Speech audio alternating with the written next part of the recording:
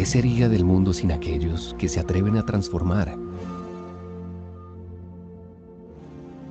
Sin quienes arriesgan todo. Sin quienes se entregan. Sin los que se cuestionan. Ven el futuro e innovan.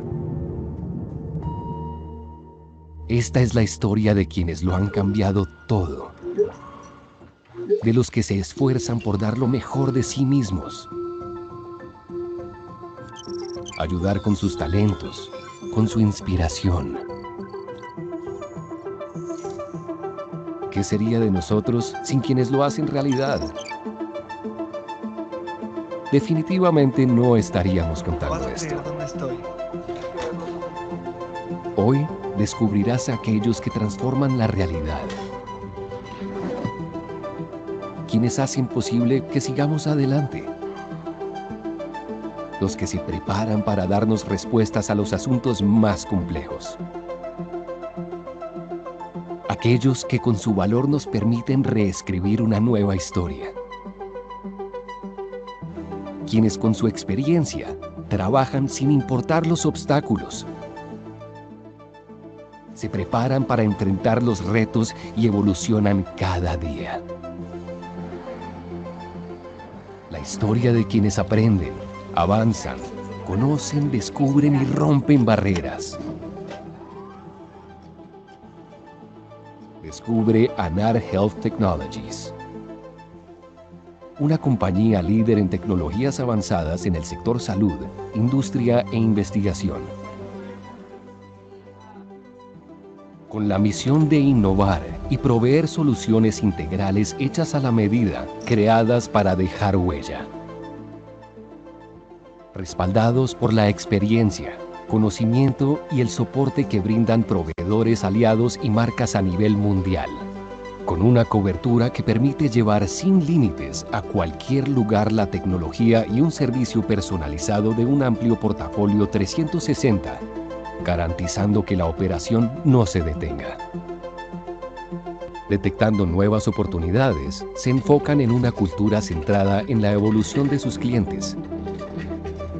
optimizan la eficiencia en la operación y transforman sus ideas en nuevas soluciones.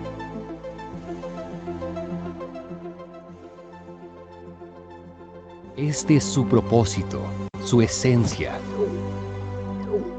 su compromiso con el futuro y con la ciencia. Esto es Anar Health Technologies, innovación que transforma.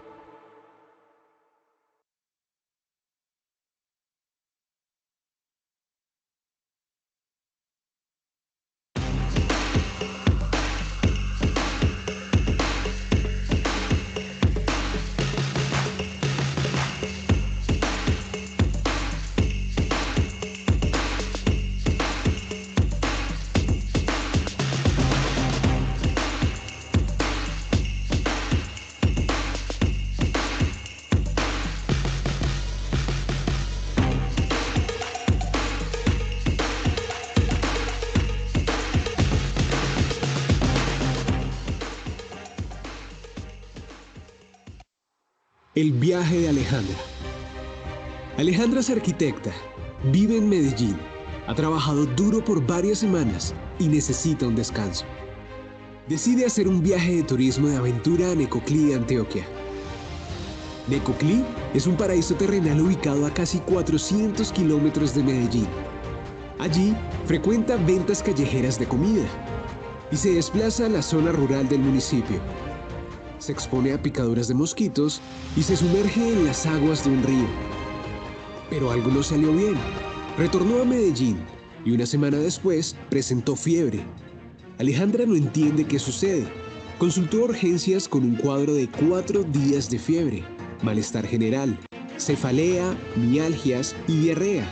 Estaba deshidratada y tenía un tinte ictérico leve en sus escleras. Con trombocitopenia y PCR elevada, transaminasas elevadas e hiperbilirrubinemia a expensas de la bilirrubina directa. Los médicos realizaron antígeno NS1 para dengue y gota gruesa, y extendido de sangre periférica para hemoparásitos que fueron negativos. Una prueba rápida de IgM e IgG para leptospira también fue negativa. El equipo tratante estaba desconcertado. Solicitaron entonces un panel de fiebre tropical a partir de una muestra de sangre total. El panel fue positivo para leptospira. El equipo tratante inició manejo con penicilina cristalina. Alejandra se recuperó exitosamente y volverá a Necoclí. Es un paraíso. No hay motivos para tener miedo a viajar por Colombia. No es fácil diagnosticar una leptospirosis en una fase temprana de la infección mediante inmunodiagnóstico. La RT-PCR múltiple proporciona una alternativa sensible y precisa para este diagnóstico retador. El panel FilmArray de fiebre tropical de BioFire marca la diferencia, proporcionando respuestas rápidas y precisas en momentos críticos donde otras pruebas pueden fallar.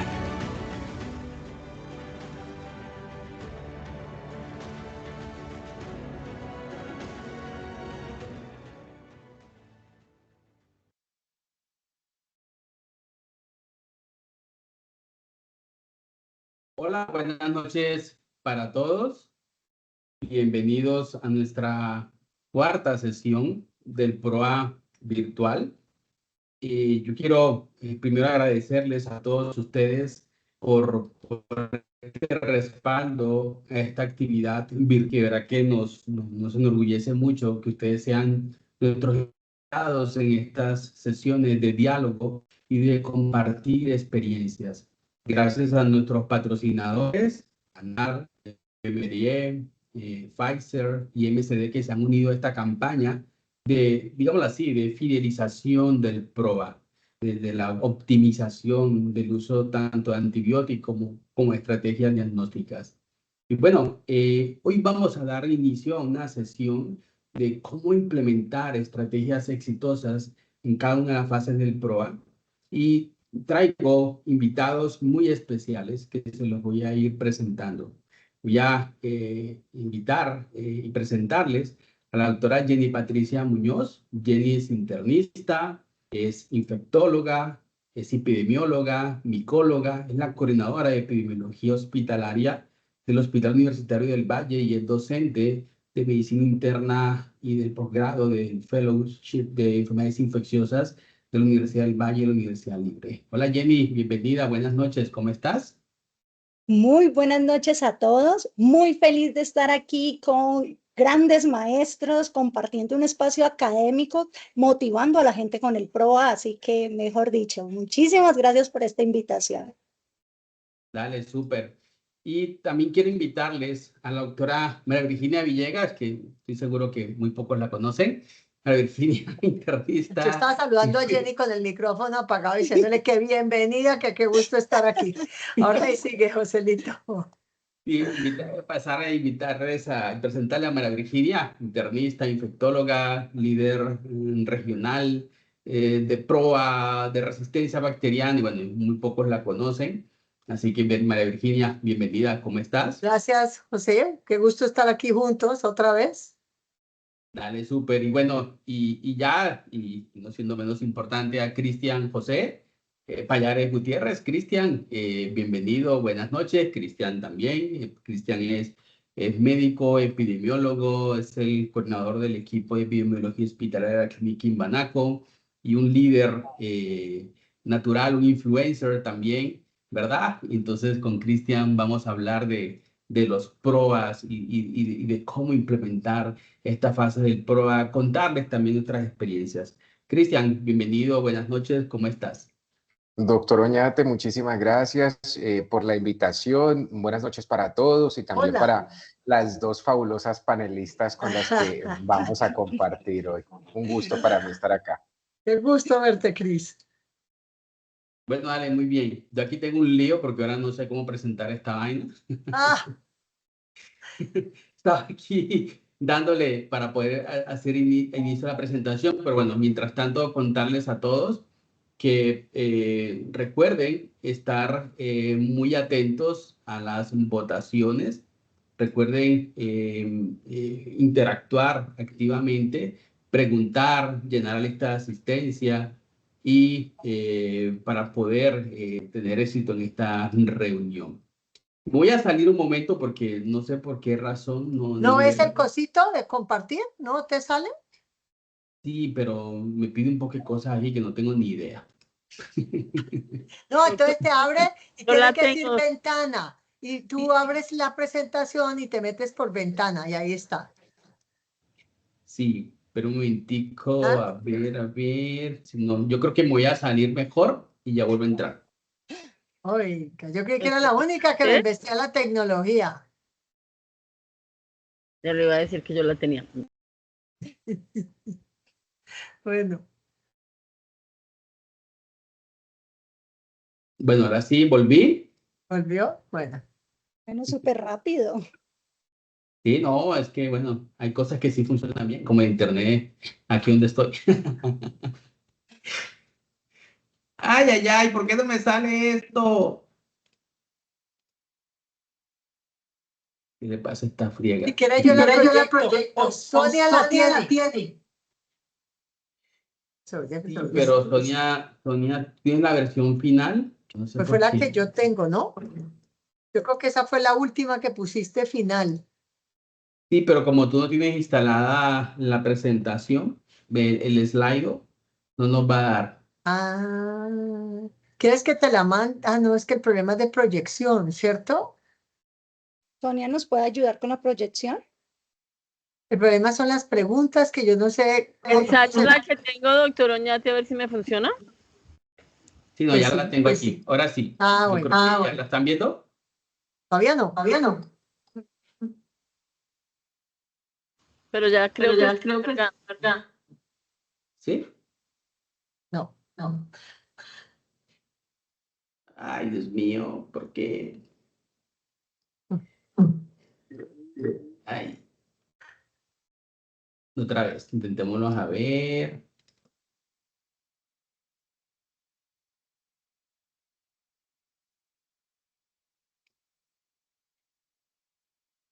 ¿Se está presentando? No. Nada. No. Nada. Esperemos a ver.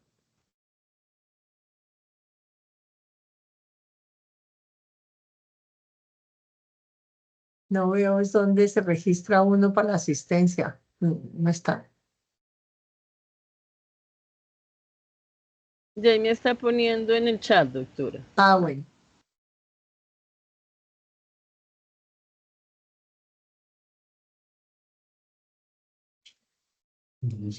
¿Qué me pasa? No, sí, Sonia, creo que te va a tocar presentarla a ti mientras tanto, Sonia. Mientras yo, sí, como para no atrasarnos, mientras yo trato de arreglar mis problemas técnicos. Porque no sé, algo pasa que no me deja presentar. Yo puedo ensayar, a ver, también, Listo, si doctor, quieres. estoy agregando el deslido para que no nos vaya a presentar problema. Y...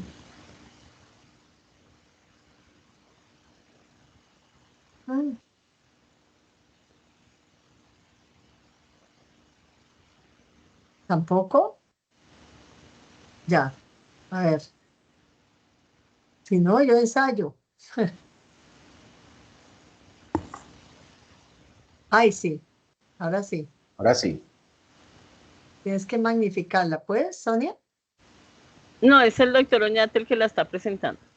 ¿Sí? Ah, soy está. Ya le yo, qué funcionó. bien. ¿Y ahora sí la están viendo? Sí, doctor. pero tienes que Sí, sí se crecerla. ve. ¿Y ahora sí? Tienes que crecerla. No, pero ya está grande. No, No, no está en modo presentación. Oh my God. O hundes el librito, también funciona a veces. El que está ahí al ladito, el que estás hundiendo también. Ese, y si no el de al lado, de mano izquierda. ¿Aquí no? ¿Este? Sí, ensaya a ver. Y si no el de al lado. No. Húndete el de al lado. Ese no es el lado. Al otro lado, no. El que parece un librito. Ensaya el del librito, a ver. Ese. ahí, Ay, se corrió. No, tiene pulso de maraquero. Venga, aquí a ese. Dale a ver. ¿Tampoco? ¿Tampoco? No. Dios mío, ¿qué habrá pasado? Se desconfiguró. Doctor, ¿me recuerda la contraseña del deslido que es que no la encuentro? No, ya te la mando por WhatsApp. A ver qué hacemos. Pues si no, yo intento proyectar a ver qué pasa. De pronto es el computador. Déjame a ver, yo proyecto, José. Una que tiene que presentar, Sonia, que tiene el eslido. Yo voy a seguir intentando a ver. Ah, pues entonces que Sonia proyecte. Y de un momentico voy a hacer como el último intento. A ver si lo puedo hacer. Moraleja. Conectarse 15 minutos antes de la presentación para estar seguro que proyecta, funciona. Más que se revienta la lista. Sí, pero es que es tan raro esto, porque pues no sé. ¿Ahí están viendo la presentación? Sí. No, No, nada, no se ve. no. Es que Sí, está tan como raro. molestando, doctor. Sí, no, porque este es mi computador, ¿verdad? Lo que Los, están viendo ahí. venga, yo voy a ensayar. Si no, y vamos votando simplemente vamos hablando. No hay otra forma, que tampoco es tan grave. Un momentico. Hagamos el último intento a ver si nos da. ¿Ahí la están viendo? Ahí se ve tu pantalla. ¿Y ahorita? No, pero no se ve la No, presentación. no se ve. Déjeme, yo ensayo a ver. Dale, Tienes sí. la última, ¿no? A ver, Doctora aquí Villegas, la está. que yo mandé. Sí. La que yo mandé es la última. Yo tengo esta que dice final y dijiste no cambiarla. Exacto, esa es. Espérate un segundo.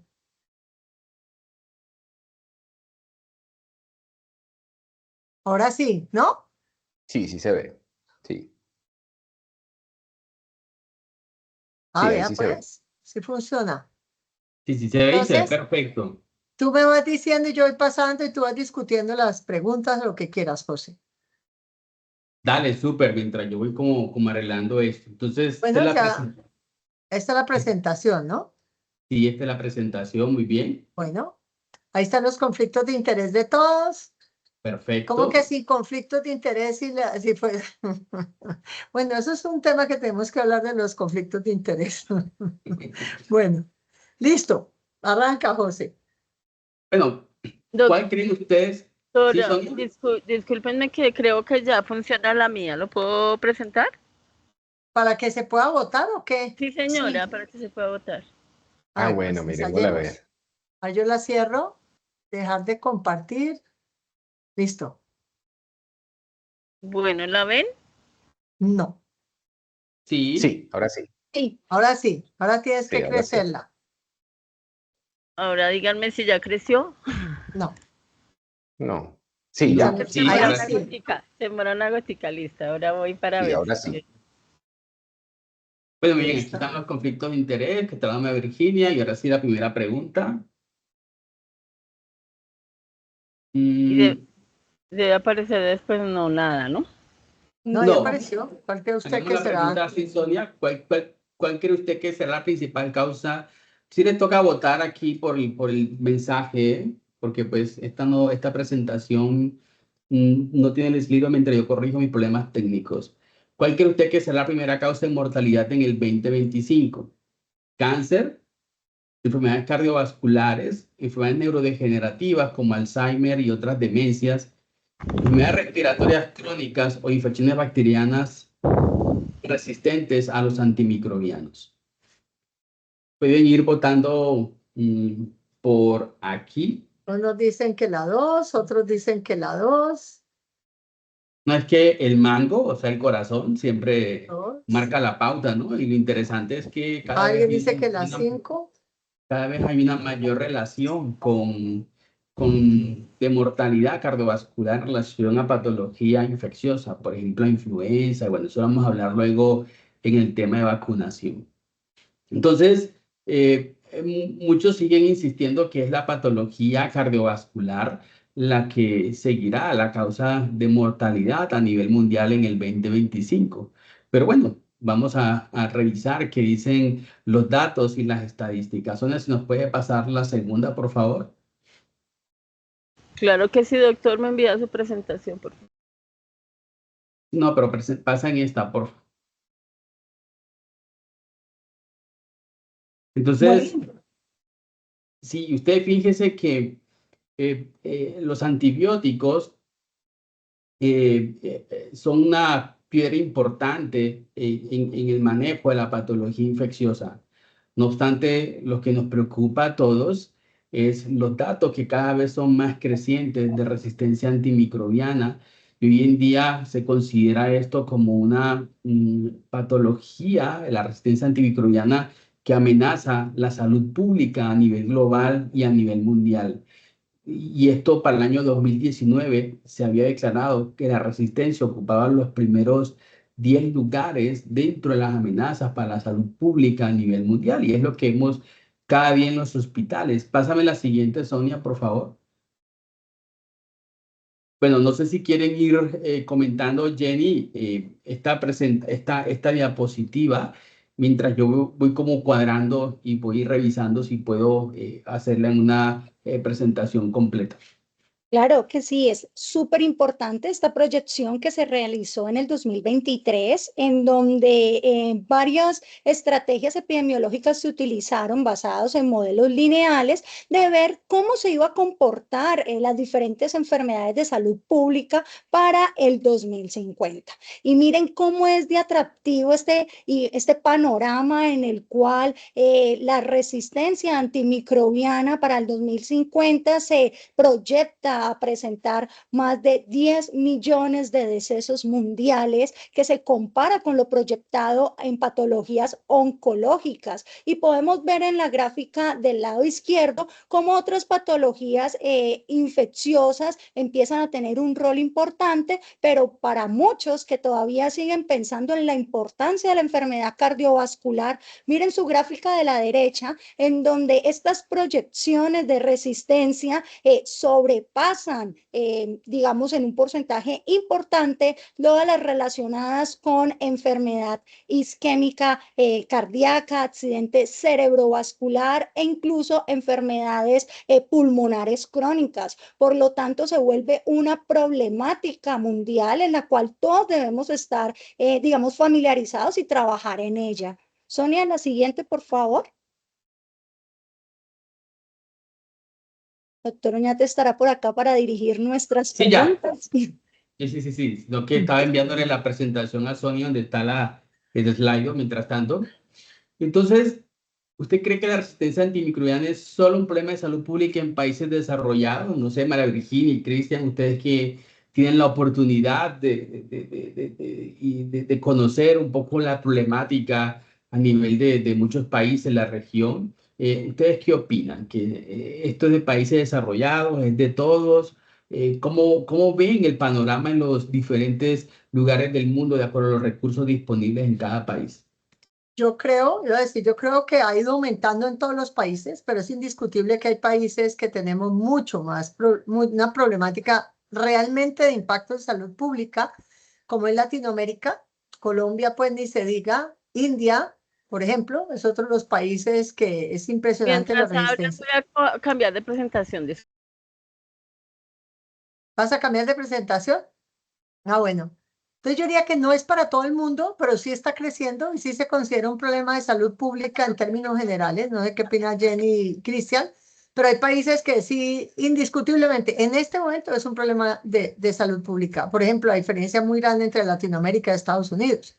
O sea, hay sitios de Estados Unidos que no han visto una carbapenemasa todavía, mientras que aquí el promedio puede ser 40-50% en sangre, en las unidades de cuidado intensivo. India es otro problema gigantesco. Aparentemente China, que los datos pueden estar, pues uno no sabe si los datos son reales. Europa ha ido creciendo, pero depende del país. Fíjense que Dinamarca no tiene ese problema y otros países como Suecia, Noruega, pero España tiene mucho más, Italia tiene mucho más, Grecia es probablemente uno de los países que más tiene, Turquía tiene. Entonces eso cambia. Sí, yo estoy totalmente de acuerdo. Yo creo que no solamente es un problema de países desarrollados, es un problema en general, es un problema que globalmente nos afecta a todos.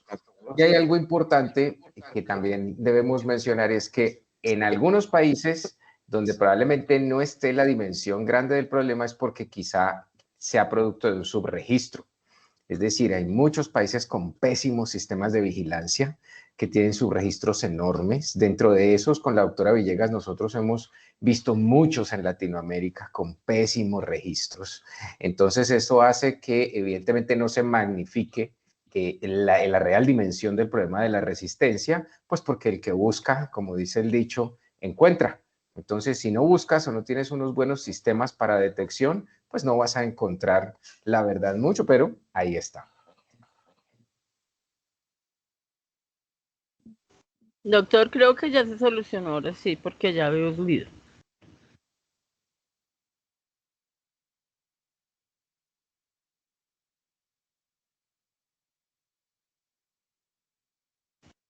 Sí, doctor, ya está. Perfecto, ya está para votar.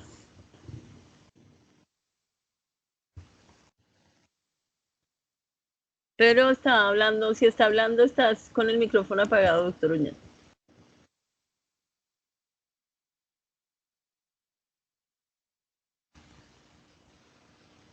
Se perdió. Se perdió. No, aquí estoy. Pero no se le oye. Hable Pero fuerte sí, o ya calle para funciona siempre. la votación, doctor, ya funciona la votación. Vuelva a la presentación. ¿Y ahora sí?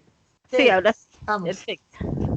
Ay, bueno, está bien, ahora sí. Bueno, esto ya lo habíamos hablado y esto también. Sigamos, sí. Si es un problema de salud pública, sigamos. Y bueno, y ahora sí todos estamos perfectos, ¿verdad? Sí. Dale, súper bien. Entonces, como decían, el punto es que esta es una situación que no es ajena. Y yo siento, María Virginia, con lo que acabas de contar, tal vez, ¿cuál es la diferencia entre los países en desarrollo y los desarrollados? ¿Será problemas económicos? ¿Puede explicar estas diferencias que tú contaste? Pero también no será los recursos y todo lo que dice esta diapositiva, ¿no? De la infraestructura que contamos, el compromiso, el liderazgo, la intervención de gestiones de antimicrobianos, que es lo que vamos a hablar un poco en más detalle. ¿Ustedes qué opinan de en qué podrían estribar esta diferencia entre unos y otros países? Yo creo que los sistemas, no hay que se llenen, los sistemas en otros países son mucho más estrictos, los que no tienen tanto problema. Si tú miras de Europa, los países más laxos en todo sentido son Italia y Grecia. O sea, y también tienen un problema de infraestructura en los hospitales, tienen a veces problema de que faltan insumos, probablemente tienen migraciones muy grandes, no sé cómo es la ley, por ejemplo, allá, pero puedes ver India, no tienen agua, no tienen letrinas, tienen, pero los hospitales están absolutamente hacinados. Hay una foto de la doctora Debbie Geffen que hay dos pacientes acostados en una misma camilla, uno para un lado y el otro para el otro, o sea son cosas de higiene también que yo sí creo que tienen un impacto gigantesco en lo que se está viendo. Recuerden que estas bacterias se transmiten básicamente. De hecho, acuérdense que en India encontraron la NDM en agua potable de la que la gente tomaba. Entonces, si tú te colonizas por la comida, por los alimentos, por el agua, pues las posibilidades de que después eso se desarrolle y tengas una infección es altísima. Ok, y Cristian, en esto que acaba de contar María Virginia de los problemas que hay en cuanto a los recursos, ¿esto pudiera ser una realidad para nosotros? Es decir, tú que manejas comité de infecciones, ¿tú cómo observas la problemática y la infraestructura? Y le doy después paso a Jenny para que nos cuente en el hospital universitario con su experiencia, los problemas de infraestructura, sistemas, regulaciones, etcétera, esto pudiera ser una situación que empujaría, ¿no? La posibilidad de tener un caos en cuanto a resistencia bacteriana.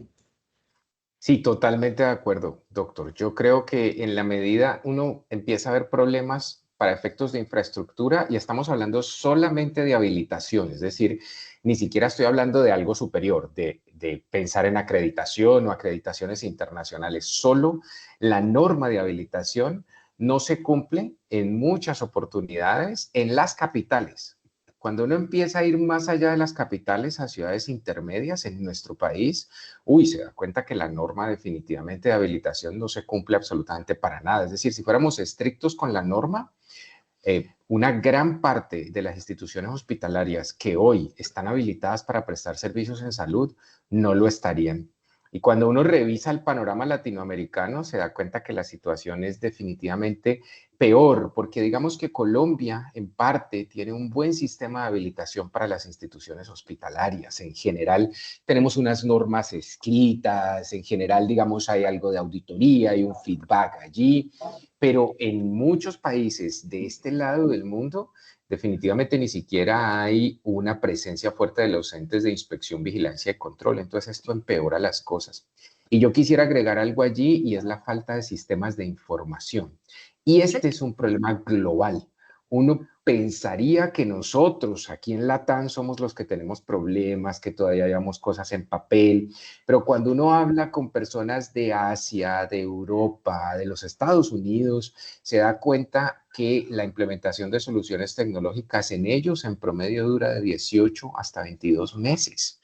Y en muchos todavía se siguen haciendo formatos en papel y hay déficit de la información. O sea que es un problema generalizado que nos aplica. Evidentemente, de este lado del mundo, la parte de infraestructura tiene un peso gigantesco, pero globalmente los sistemas de información también afectan a todas las instituciones hospitalarias en países desarrollados y en países, pues, en vías de desarrollo. Súper. Y Jenny. Pues adicionalmente a eso existen barreras en la adquisición de los elementos de protección personal para el manejo de este tipo de pacientes. Entonces, digamos que estructuralmente tratamos de ajustar parámetros, que estén separados, usamos estrategias de corticación, de acomodar pacientes con algunas características. Sin embargo, la disponibilidad de muchos de nuestros hospitales y clínicas en cuanto a los elementos de protección y el uso correcto de los mismos, porque a veces los tenemos, pero los usamos de una manera tan errática y tan equivocada. Hace poco salimos en campaña de higiene de manos, en donde se provenía así, guantes sí, pero higiene de manos siempre. Entonces, hay muchas barreras, no usamos bien los guantes, las batas, muchas veces están por escasez de elementos colgadas en las habitaciones, en donde no sabemos cómo han usado estos elementos y se vuelven también un fomite importante de transmisión de estos microorganismos resistentes. Entonces, digamos que esas barreras también generan y promueven, y no solamente por no disponibilidad, sino también aparte de la conciencia que cada uno de nosotros en la parte clínica debemos implementar, debemos realizar para tener una buena adherencia al uso correcto de los mismos. Totalmente. Bueno. Entonces, este es el camino nacional hacia el PROA. Vamos a pasar esto rápido, que desde el año 2001, una estrategia mundial de la OMS para contener la resistencia bacteriana. Nosotros en Colombia tenemos lineamiento del 2019 hasta el 2022, que salió esta resolución en diciembre del 2022, donde pues nos hablan de cómo implementar un PROA y de lo que necesitan. Así que aquí sí les voy a pedir a todos que interactuemos. ¿Cuál de las siguientes actividades o cuál de las siguientes, perdón, consideran la mayor barrera común para la implementación efectiva de un PROA en los centros de salud? Y ya luego le damos la palabra a María Virginia, a Jenny y a Cristian con respecto a si es falta de apoyo institucional o liderazgo, falta de recursos humanos y financiación, sistemas de información inadecuados, no hay protocolos, no hay guías locales, resistencia al cambio por parte del personal médico. ¿Ustedes qué opinan? Yo aquí sí tengo un problema porque no puedo ver muy bien el chat estoy tratando y me da miedo como descuadrar la presentación que tanto trabajo nos ha costado. Pero bueno. La mayoría contestaron falta de recursos humanos y financiación o recursos económicos. Bueno, pero hay otro porcentaje que hace ausencia de protocolos y guías locales con falta de capacitación. También liderazgo. Sí, pero yo creo que... Sí, María, eso. Tú que empezaste con esto del PROA, ¿cuál fue la barrera más común que encontraste? Lo que pasa es que si lo vamos a ver a nivel personal, yo creo que el liderazgo hace una diferencia. ¿Qué estoy les diciendo eso? Uno se tiene que dar la pela, si ama y quiere hacer algo y lo hace, muchas veces gratis. Eso no funciona a largo plazo, se requiere un equipo, se requiere que la institución lo vea, sea parte de sus documentos de la institución y se vuelva un hecho real. Entonces, por más entusiasmo que uno tenga, pues eso se va a perder si realmente no hay un compromiso de la institución. Y para eso yo sí creo que falta recursos humanos y financiación o recursos económicos, porque la misma gente hace todo. Entonces, repican, rezan, de todo. Eso es muy difícil realmente tener un buen PROA cuando alguien tiene demasiados sombreros y eso no se puede. Los de comités hacen PROA, pero también hacen vigilancia y también miran los datos y tienen que ir a 1000 reuniones. Así es imposible. Dale, súper. Entonces, no sé, María Virginia, si te doy dando la palabra del modelo para mejorar la calidad y el ciclo de mejora continua. Acerca de las actividades preimplementación, socialización, la preparación que se requiere en el PROA, la evaluación inicial, la planificación, los ajustes, la evaluación y posteriormente la ejecución.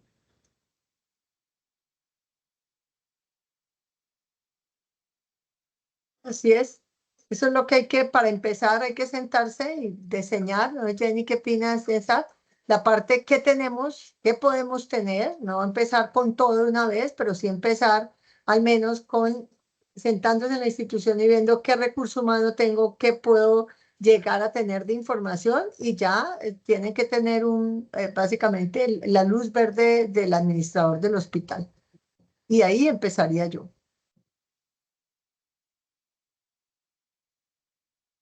¿Qué dicen Jenny y Cristian?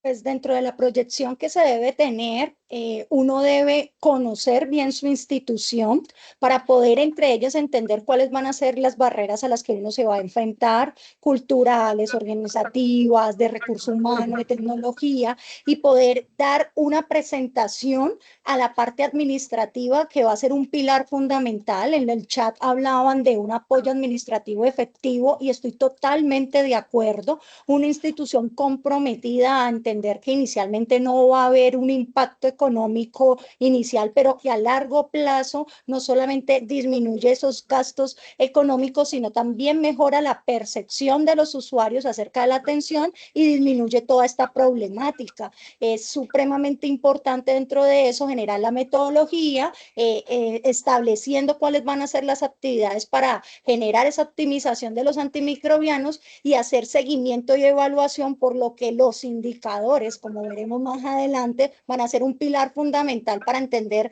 cómo estamos funcionando, cómo estamos interactuando y replantearnos estrategias para que así se pueda llevar a cabo todo ese ciclo continuo de ver cómo estamos en indicadores de base y generar actividades que nos ayuden a mejorar cada día más esa meta que queremos todos, de disminuir resistencias y mejorar resultados clínicos. Total. Sonia, ¿puedes pasar la siguiente? Sí, ya, yo la paso aquí, tengo el control. ¿Quiénes deberían tener el PROA? Hospitales y clínicas de baja, mediana y alta complejidad, servicios ambulatorios, IPS de atención domiciliaria y hospitalización en casa, unidad de cuidado crónico y ventilación mecánica crónica, todas las anteriores.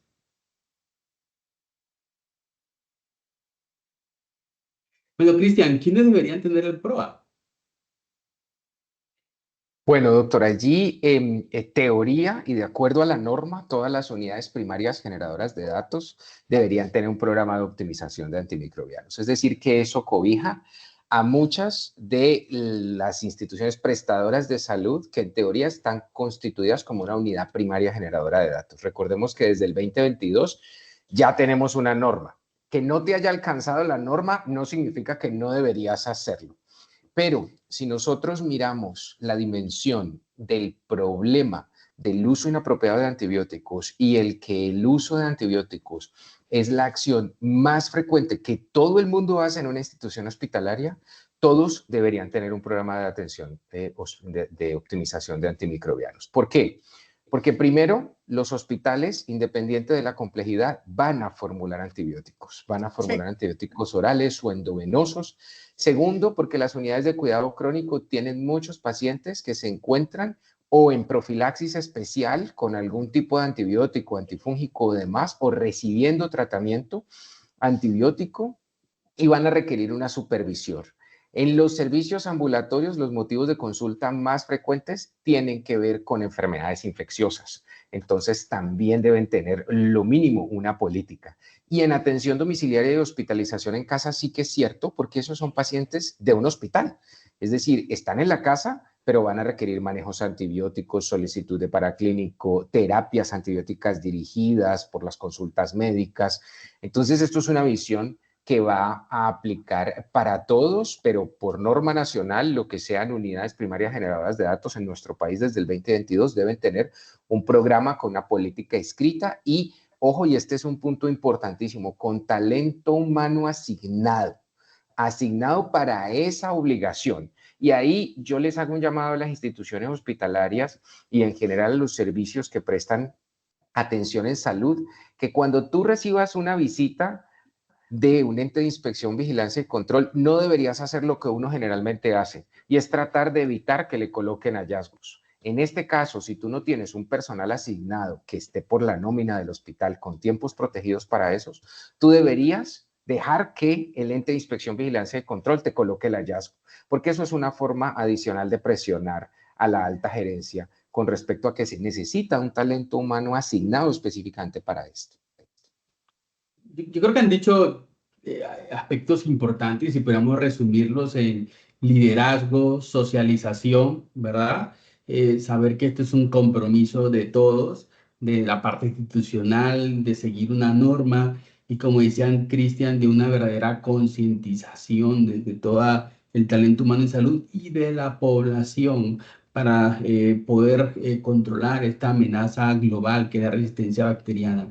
Así que todos debemos tener este PROA y quienes conforman el PROA según el nivel de complejidad. Miren que hay microbiólogos, infectología, epidemiologías, el personal administrativo, los farmacéuticos, los químicos, el personal de enfermería, que juega un papel importantísimo, los representantes médicos también, la industria farmacéutica, pues por supuesto que juegan un papel clave en llevar estos mensajes, de poder darle a las personas el uso adecuado de los antimicrobianos según sea el caso individual y evidentemente tener líderes en capacitación y información constante, en seguimiento de indicadores, en talento humano en salud. Así que aquí vamos a pasarlo muy rápido por cuestiones de tiempo, de todo lo que está configurado para cada uno de los niveles de atención. El primer nivel, como ven allí, los representantes del personal médico, regentes de farmacia, bacteriología, enfermería,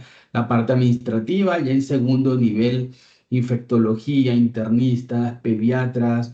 Pero yo soy lo que pienso y no sé, mi panel que dice en que esto del PROA debe pasar las fronteras médicas y de las especialidades médicas.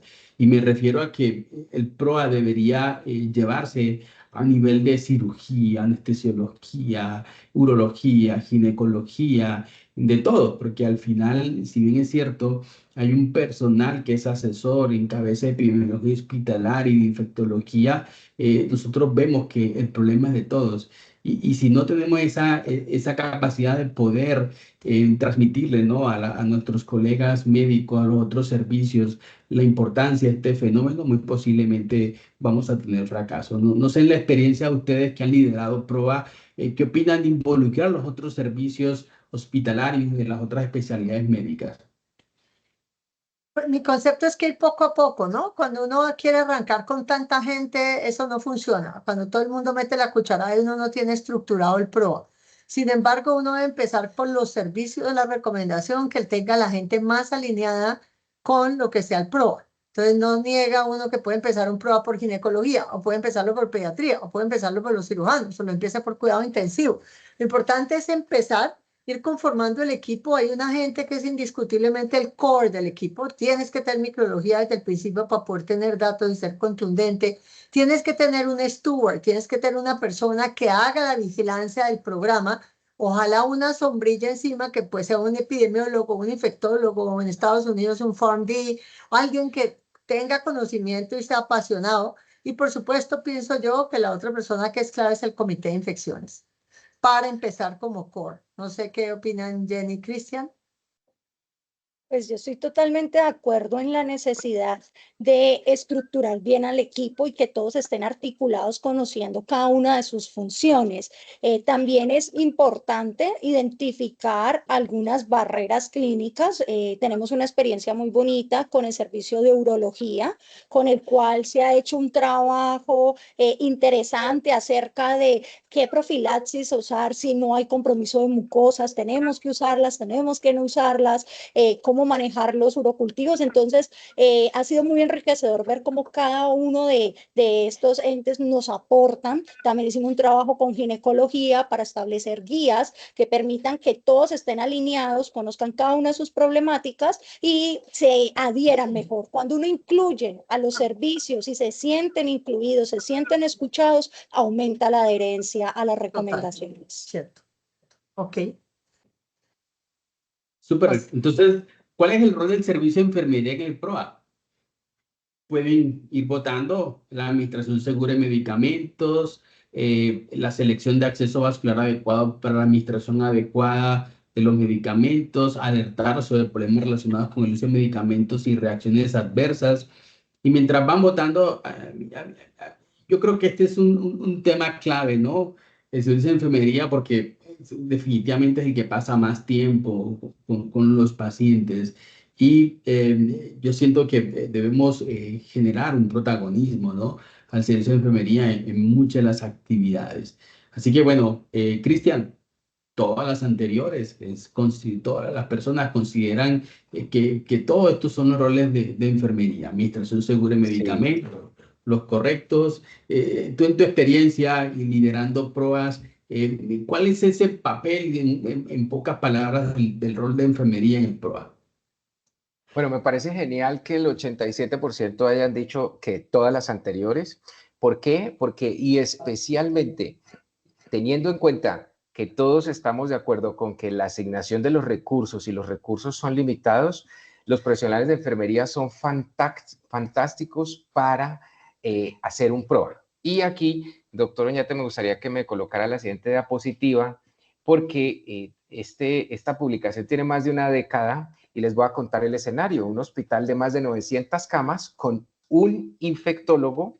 Después tuvimos otro infectólogo medio tiempo y un cuasi epidemiólogo con más de 900 camas. ¿Cómo formar un programa de antibióticos en el hospital en ese momento más grande del país? Hicimos un PROA con enfermeras. Aquí en esta publicación mostramos cómo en el Hospital Universitario del Valle, teniendo de base un diplomado que se hizo de 30 horas donde se les enseñó a los profesionales de enfermería uso empírico de antibióticos según la guía, dosificación, duración de tratamiento, cómo tener en cuenta problemas relacionados con el uso de medicamentos, lectura e interpretación del antibiograma. Hicimos 2 comparaciones en el tiempo, mirando criterios clínicos para clínicos de infección, conductas inapropiadas innecesarias y promedio de costos institucionales de esquema de tratamiento.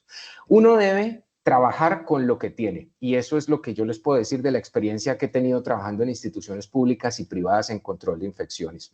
Y en las instituciones públicas hay una ventaja enorme y es que las profesionales de enfermería, sobre todo las que son de carrera administrativa, llevan mucho tiempo allí, son muy buenas y conocen mucha de la dinámica que se maneja en el hospital. Deme la siguiente, doctor, y miren los resultados de lo que obtuvimos en ese momento.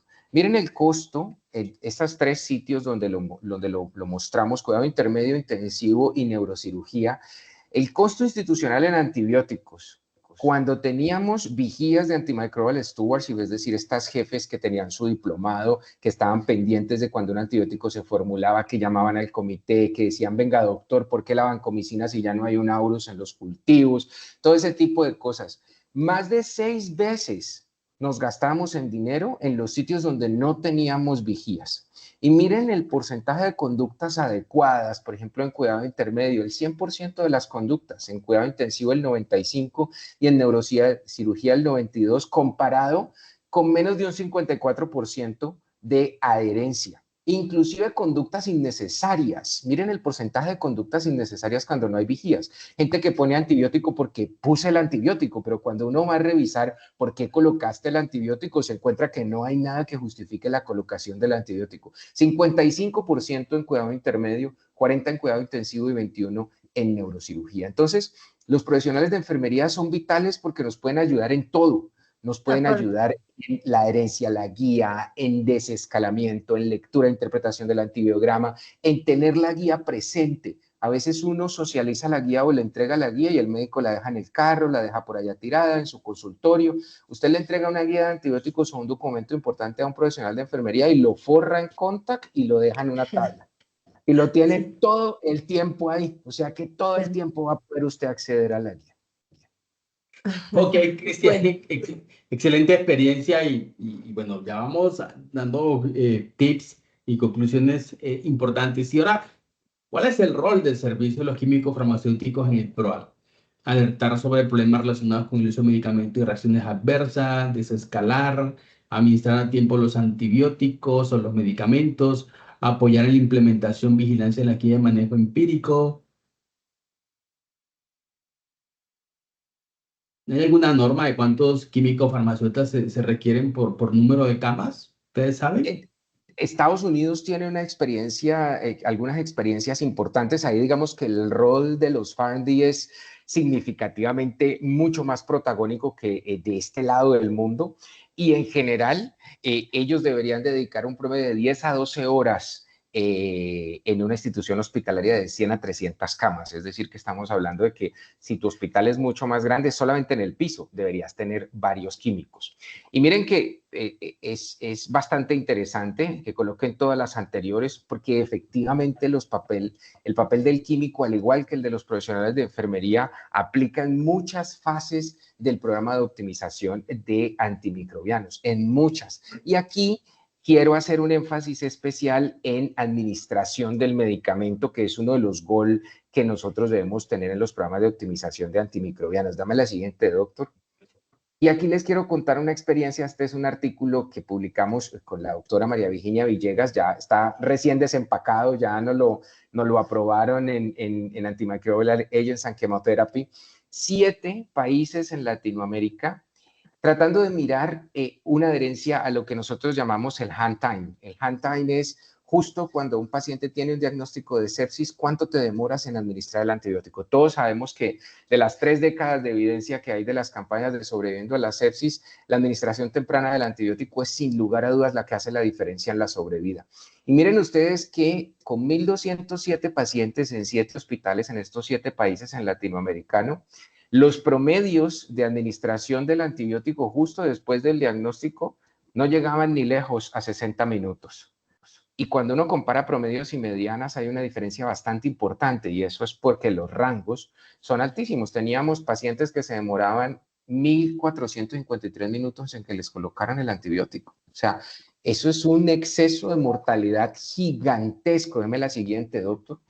Y ahí es donde uno se da cuenta que los farmacéuticos juegan un papel fundamental. Cuando con la doctora Villegas hicimos este inicio, esta prevalencia inicial y después todo el trabajo de educación junto con los otros colegas de los otros países de Latinoamérica, nos encontramos que aunque unas de las barreras más importantes eran que no estaba la farmacia directamente en la UCI, es decir, no tenían un farmacéutico en la UCI, que había falta de comunicación efectiva. Y esto es algo que vimos también en instituciones en Colombia. La gente no habla entre ella. Entonces, si tú tienes un paciente en el que ya está en código sepsis, pues ese paciente, en términos de la administración del antibiótico, tumba a todos los demás. Es decir, ese es el que primero hay que tener en cuenta, pero no. Mucha gente se demoraba, no lo colocaban el antibiótico a tiempo y no teníamos farmacéuticos como a bordo del problema. Deme la siguiente, doctor.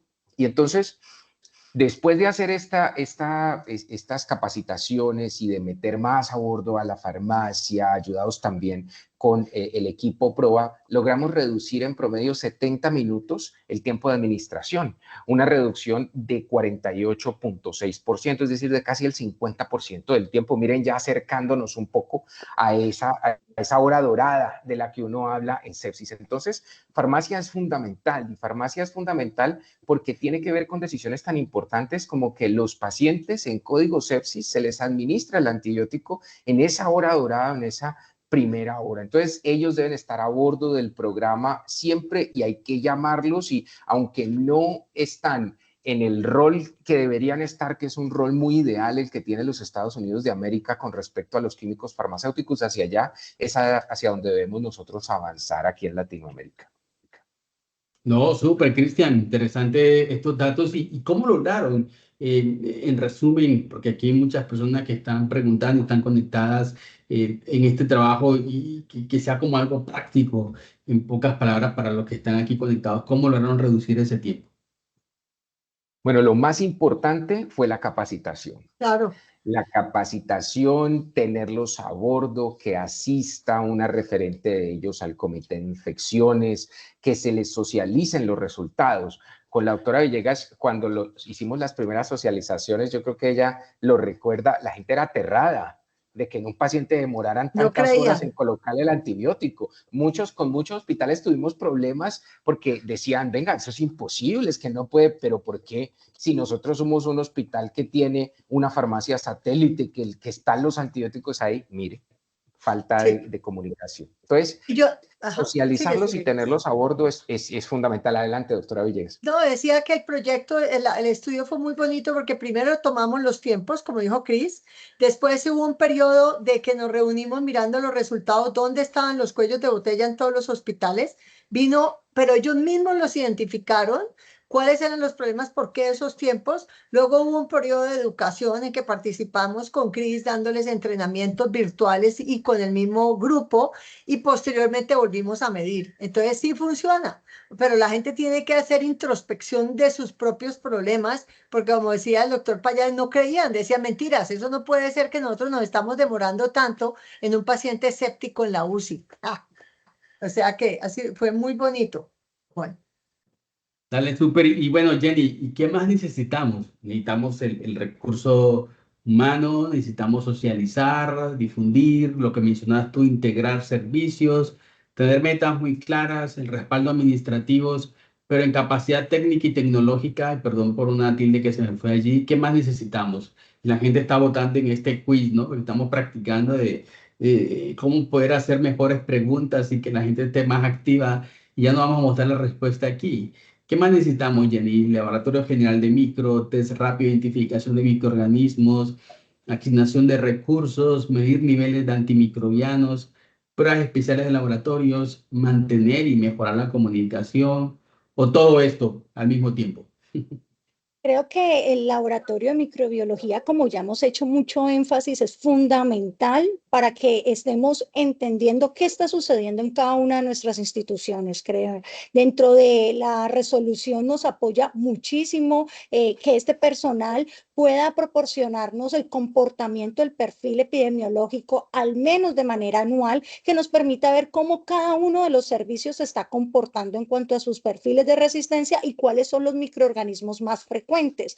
Pero en este PROA, que ha sido muy importante para aclarar dudas, se ha hecho énfasis en la necesidad de pruebas rápidas, en pruebas que nos ayuden a identificar de manera oportuna microorganismos resistentes que no solamente van a direccionar una terapia que mejora, salva vidas, sino que también nos va a permitir implementar medidas de precauciones para disminuir la propagación de estas infecciones en el hospital o en la clínica en la cual se encuentran. Entonces, la interacción en los servicios, por ejemplo, nosotros estamos en una prueba piloto ahorita de mejorar la comunicación en el laboratorio, de que cualquier prueba de interés microbiológico se notifique inmediatamente al servicio para que ellos de manera oportuna puedan iniciar terapias rápidamente, puedan indicar profilaxis y se hagan las recomendaciones de acompañamiento por parte del servicio PROA y de servicio de infectología. Entonces, digamos que esto nos lleva a que necesitamos todo, un muy buen laboratorio con buena tecnología, buenas pruebas especiales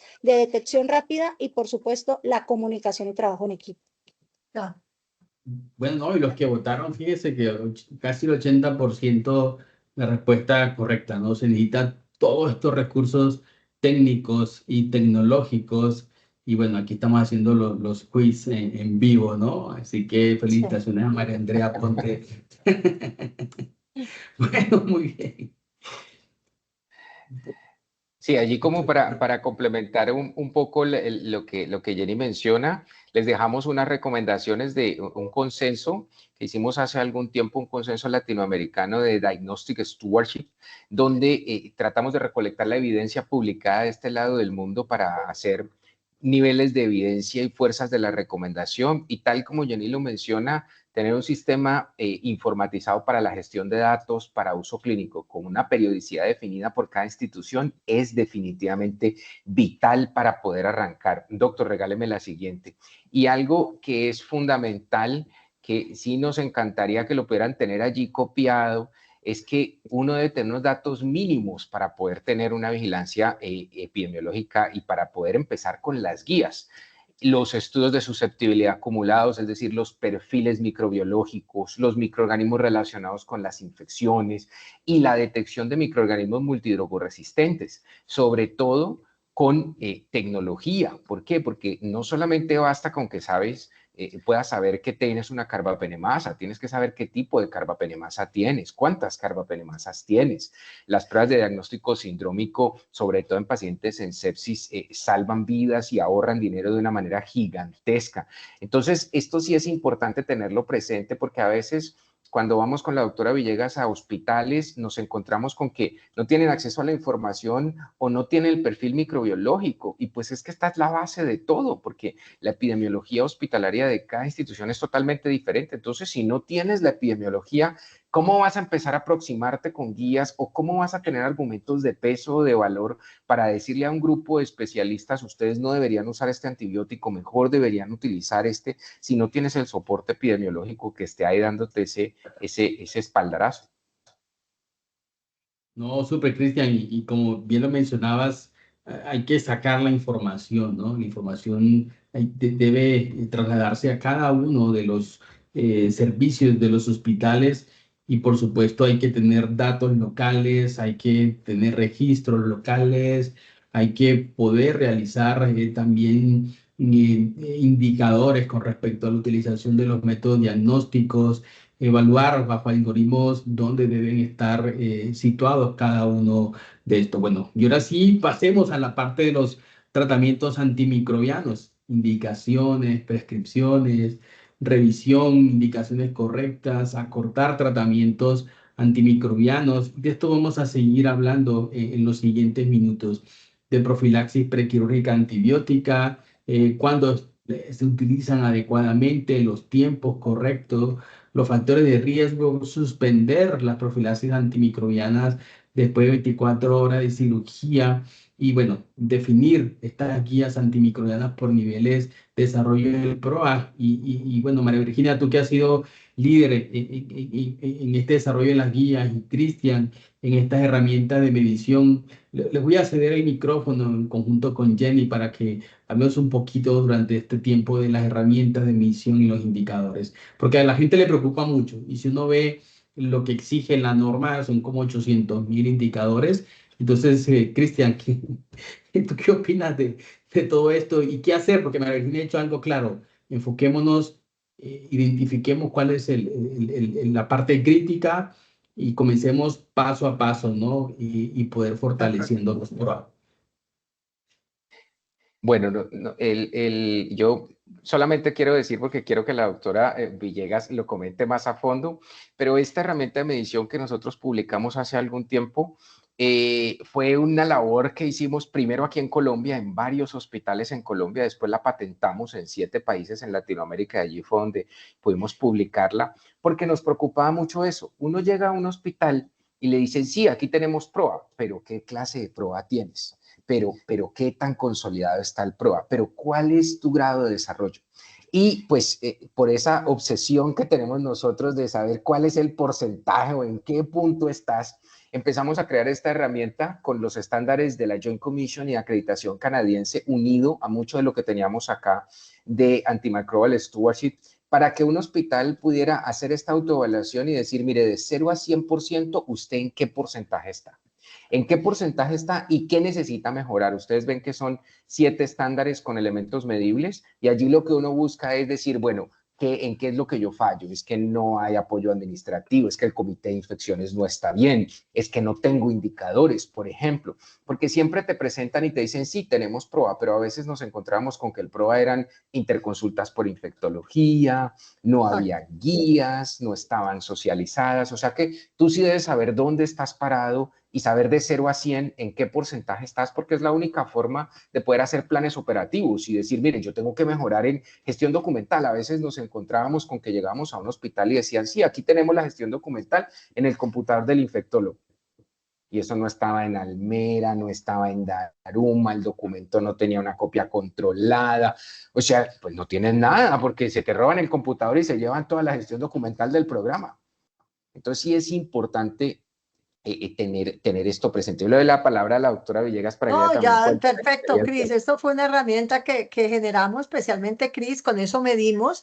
Hay otras herramientas, pero nos parece que es muy práctica y te dice exactamente qué es lo que tienes que tener. Pasa a la siguiente. En general, lo que hemos visto, ¿cierto, Cris? Es que hay mucha fortaleza en el comité de infecciones. En esos ítems, el comité siempre sale con mucha fortaleza. Hay muy poca, digamos, dedicación o porcentaje en la parte de educación de los miembros del PROA. Eso es una queja permanente. Y estos son los porcentajes. Y sobre todo, donde hemos visto que fallan mucho es en los indicadores que nos va a hablar Cris. Porque la gente hace muchas cosas y cuando llegamos les decimos, pero venga, muéstreme dónde están sus indicadores, cuál es su adherencia a la adherencia a las guías de antibióticos, la que tengan, puede ser un flujograma urinario, ahora voy a hablar de eso. Díganme qué tienen, miren qué costos han generado. No los tienen. Entonces, creo que una de las falencias más grandes de todos los hospitales es poder tener unos indicadores que no sean solamente DDD, que DDD es solamente una medición interna, pero no te está ayudando mucho a saber dónde es que realmente están fallando.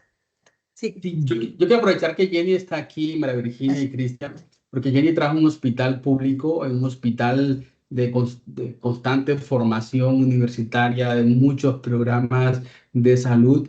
Y Jenny, ¿cuál es tu experiencia, digamos así, en el enganche, ¿no? de la nueva generación, los nuevos estudiantes con PROA y con todos estos indicadores, herramientas de medición? ¿Cómo ves el papel que están jugando las nuevas generaciones en la formación, inclusive nosotros como formadores de nuevo talento humano, qué nos hace falta y cuál es la sensación que tienes en un hospital como el Hospital Universitario del Valle? Bueno, la experiencia es bastante bonita porque nuestros antecesores han hecho una muy buena labor en ir creando una cultura. En el hospital ya se venía fortaleciendo una cultura, una evolución con un PURA primero, luego el PROA ya estructurado por lineamientos. Y imagínate lo interesante, hemos generado tanta conciencia que, por ejemplo, el grupo de estudiantes de anestesiología vienen a nosotros a decirnos, venga, nos interesa saber nosotros como cabeza de cirugía segura, cómo podemos ayudar para que cumplamos con los tiempos de las profilaxis, qué debemos hacer para poder adherirnos, qué recomendaciones adicionales nos dan para cada una de las cirugías. Y se ha hecho unas capacitaciones con grupos específicos motivados por esto. Neurología, los que lideran estas recomendaciones han sido los residentes de urología de segundo y tercer año, que han estado muy enfocados a eso. Entonces eso motiva que desde la academia ya estamos inculcando la necesidad de usar adecuadamente los antimicrobianos y también el empoderar. Lo que Cristian nos comentaba inicialmente es muy importante. Allá la enfermera del PROA está muy bien empoderada, tanto que hay un gran respeto y acompañamiento a las recomendaciones que ella realiza en cada uno de los servicios. Y aparte de eso, al ser una institución tan grande, pues tenemos el apoyo de un equipo médico también capacitado que orienta a los servicios a que tomen decisiones basadas en las guías. Entonces, sí se puede hacer.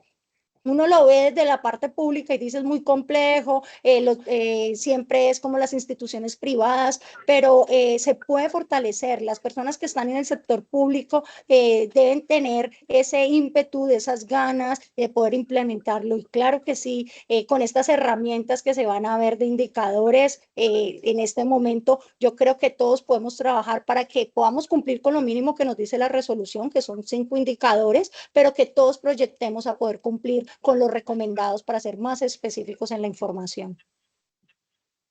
Bueno, muy bien, gracias Jenny. ¿Y qué se necesita para implementar una guía antimicrobianos? La epidemiología por cada servicio, conocer los mecanismos de resistencia a actinos circulantes, todas las anteriores. Y si quisiera saber, María Virginia, ¿qué necesitamos para implementar una guía antimicrobianos? Yo creo que lo más importante es, bueno, dijeron todas las anteriores, exactamente. Si yo no tengo la epidemiología por servicio, lo que me está diciendo ese junio de esta epidemiología es cuál es el mecanismo de resistencia circulante. Eso es absolutamente definitivo para poder yo sentarme y decir, aquí puedo dar ceftraxona, aquí no puedo, aquí tengo que dar meropenema, aquí tengo que dar ceftazimia y bactan, aquí puedo dar. Por eso las guías son tan importantes, porque si no, cada persona subjetivamente, y aún pasa entre los infectólogos, llegan delante de un paciente y el uno le pone una cosa, el otro otra, y los médicos quedan locos. Entonces, por eso las interconsultas no cambian la cultura organizacional, a menos que tengamos realmente una guía de uso de antibióticos basado en la epidemiología local, ¿cierto? De la institución, se pueda socializar y todo el mundo esté alineado. Entonces, cuando elaboramos guías de antibióticos, uno puede empezar básicamente por leve, como este, que ya me han visto en varias charlas, donde uno coge lo que es más sencillo y uno puede empezar por los antibióticos si quieren más caros o los más prescritos, porque a veces nos olvidamos que el abuso de ceftriaxona lleva probablemente a selección de más BLES, la selección de más BLES lleva más uso de carbapenems y se genera un círculo vicioso. O el de espectro más amplio. O, por ejemplo, profilaxis. Si uno no tiene datos para ser convincente y generar una guía que todo el mundo quede convencido de que esos deben ser los antibióticos para el manejo empírico, ¿no? Entonces, puedo empezar por profilaxis. Creo que, no sé si Chris puso un par de indicadores, pero algo tan sencillo que tiene un impacto tan grande profilaxis, o uno desarrolla una guía. ¿Cuál es la guía que yo necesito desarrollar urgente? Porque es la que más veo pacientes, infección del tracto urinario, probablemente, o neumonía adquirida en la comunidad, la que tenga más factible, infecciones de piel y tejidos blandos, sigamos. Pero lo importante es empezar. Y aquí les quise mostrar cómo genera uno una guía basado en un programa de HUNET de todo un año. Esto es un conglomerado que teníamos, uno de los ejemplos. Entonces, fíjense que a nivel de orina tenemos el 16% de BLES. Y si miramos origen de torrente sanguíneo, más o menos el 13%, E. coli usualmente no produce no produce carbapenemasas. Es muy raro, aunque hemos ido viendo cómo aumenta el porcentaje en Colombia. Entonces, si yo tengo cuál es mi porcentaje de BLES y cuál es lo que yo estoy viendo, si el paciente me hace una pielonefritis, pasa al siguiente, yo tengo el siguiente punto, es estratificar la infección. Porque yo podría dar ceftriaxona sin ningún problema. Si el paciente está estable, si no tiene riesgo de BLES, si puedo esperar el urocultivo. No le veo, con 13% tengo un 67% que le voy a pegar. Pero si el paciente está bacterémico y si está hemodinámicamente estable, podría decir, venga, yo mejor empiezo con el tapenem porque este paciente ha recibido antibióticos. Ahí los factores de riesgo son definitivos del paciente para tener una bacteria resistente, que es el punto 3. Y finalmente, si el paciente está en un shock séptico, ese 13% puede significar que se me muera mientras llega el antibiograma. Entonces, es cuánto riesgo quiero correr. Y yo siempre he dicho, no es malo empezar con un antibiótico de amplio espectro. Lo que es muy grave es que el paciente esté hemodinámicamente estable, te llegue el urocultivo y no seas capaz de desescalarte a ampicilina sulbactam o puedas desescalarte a un antibiótico de menor espectro, ¿sí? Ahora, si los hemocultivos o los cultivos negativos no puedes desescalarte, lo único que puedes hacer es reducir el tiempo de tratamiento, que hoy en día está entre 5 y 7 días para la mayoría de las patologías. Si quieres, podemos seguir a la siguiente. Ahora, otro ejemplo, piel y tejidos blandos, es lo mismo. En los servicios de urgencia, una de las cosas que más nos ha llamado la atención en los últimos años es la cantidad de pacientes que llegan con estafilometicilino resistente. Te digo que hoy en día yo no haría nunca en un forúnculo, una celulitis que no tengo un cultivo, yo daría dicloxacilina, una cefalosporina de primera generación. Usualmente preferiría dar trimetoprim sulfa o a veces podría dar clindamicina si tiene un absceso relativamente importante. Entonces aquí vemos que esto es permanente, hay una infiltración de la comunidad hacia el hospital porque los pacientes vienen colonizados por eso. Pasemos a la siguiente. Entonces, uno podría decir, aquí están, hay muchos algoritmos, pero yo diría que si tiene lesiones de piel como celulitis o absceso localizado, el paciente está ambulatorio, bacterino clindamicina, teniendo la certeza de que clinda, tenemos eritrosensible o tenemos el D-test. Pacientes con celulitis o erisipela progresiva, yo no voy a poder tomar un cultivo ceftarolina, es perfecto, si no yo daría adapto. Y pacientes con una infección muy severa, donde puedo tener básicamente una infección dramática, ahí tienes que agregar algo más, ¿cierto? Y probablemente sea piptazo, el paciente tiene que tener algún problema que no le permite manejar esa infección y siempre adicionar daptomicina o linezolida. Bueno. Y que es importante, yo creo que está en María Virginia, está el diseño de la guía basada en epidemiología local y ojalá pudieran todos los hospitales y clínicas tener, ¿no? Todos los antibióticos. Ya sabemos que los antibióticos están en el PBS, excepto uno por allí nuevo que hay que hacer el MIPRES, que no deja de ser una barrera. Y íbamos a hablar de este aspecto de profilaxis quirúrgica, lo que mencionaba la doctora Jenny, Cristian y tú, acerca de profilaxis quirúrgica. Y para diseñar esta guía, que es importante conocer los estudios internacionales, hacer un consenso con los cirujanos, dejar que los cirujanos usen su antibiótico de elección. ¿Cuál de todas las es? Las personas... Ya contestaron. La verdad es que Sí. la guía de profilaxis es probablemente una de las más importantes. Ahí está por qué. Porque es universal. Hay muy poca controversia sobre la acción de antimicrobiano y su administración. Es que no es que a mí me parece. No, es que ahí están los estudios gigantescos, los análisis, los metaanálisis.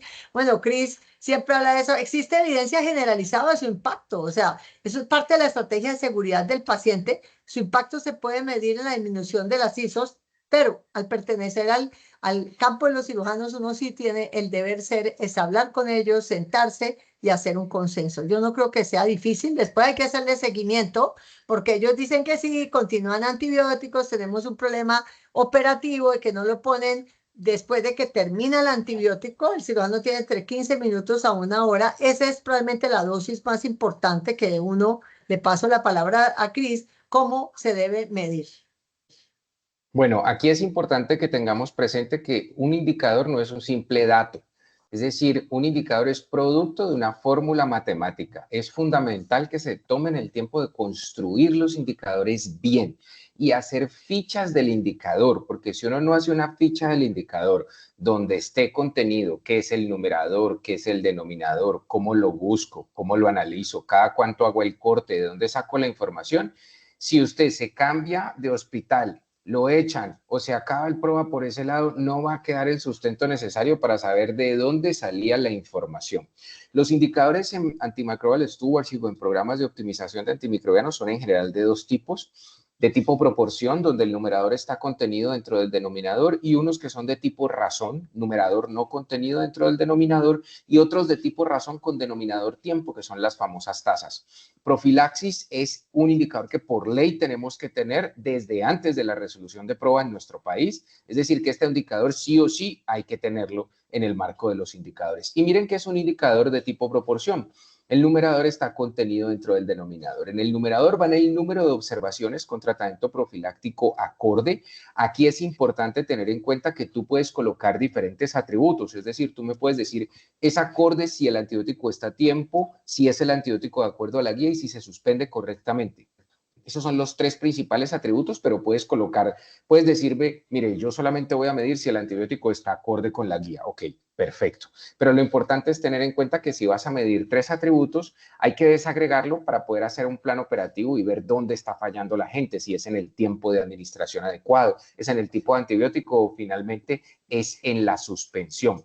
Recuerden que hay criterios de exclusión para este indicador. Si usted tiene un paciente que ya viene recibiendo antibiótico y lo van a operar y le van a poner una profilaxis, ese paciente no debe entrar en este indicador porque ese paciente tiene diferentes particularidades, probablemente le añadan otro antibiótico, dependiendo del tipo de antibiótico que sea, quizá no requiere la dosis de profilaxis o quizá sí la requiere. Entonces esos pacientes se salen del esquema. Por eso esos pacientes no debes tenerlos, digamos, dentro de este indicador. Y el indicador hay que desagregarlo por especialidad quirúrgica y algunas veces inclusive por especialista para saber dónde probablemente están los problemas. Deme la siguiente, doctor. Otro de los indicadores para este punto, que es como un prueba inicial, son las adherencias al manejo empírico de las guías o, como lo mencionaba la doctora Villegas, de los flujogramas. Usted puede hacer flujogramas de manejo y en un flujograma de manejo uno rápidamente puede articular, basado en la epidemiología local, qué debería tener el paciente de manejo empírico. Ojo que la adherencia a las guías es una adherencia al manejo empírico. Si usted se enfrenta a un paciente que tiene ya un cultivo, usted puede devolverse en la historia clínica y revisar empíricamente qué le colocaron, y allí podrías tener adherencia al manejo empírico y desescalamiento, que es otro indicador que vamos a mirar más adelante. Es un indicador de tipo proporción. El numerador son el número de observaciones acordes con el manejo empírico, el denominador, el total de las observaciones. Sugerencia, no pongan tantos atributos en el numerador, porque si no se les vuelve un resumen de historia clínica a cada paciente y no van a terminar de observar nunca. Antibiótico correcto, algunas veces duración del tratamiento, que es un indicador importante, más adelante lo vemos, que se comprometan con un tiempo para saber en qué momento se suspende el antibiótico. Y en pediatría, a este indicador, el otro atributo que se le coloca es la dosis correcta. En las fases iniciales de un PROA, uno puede mirar cuáles son las razones de selección, del cambio, de no uso de la guía, y este es un indicador tanto de proceso como de resultado.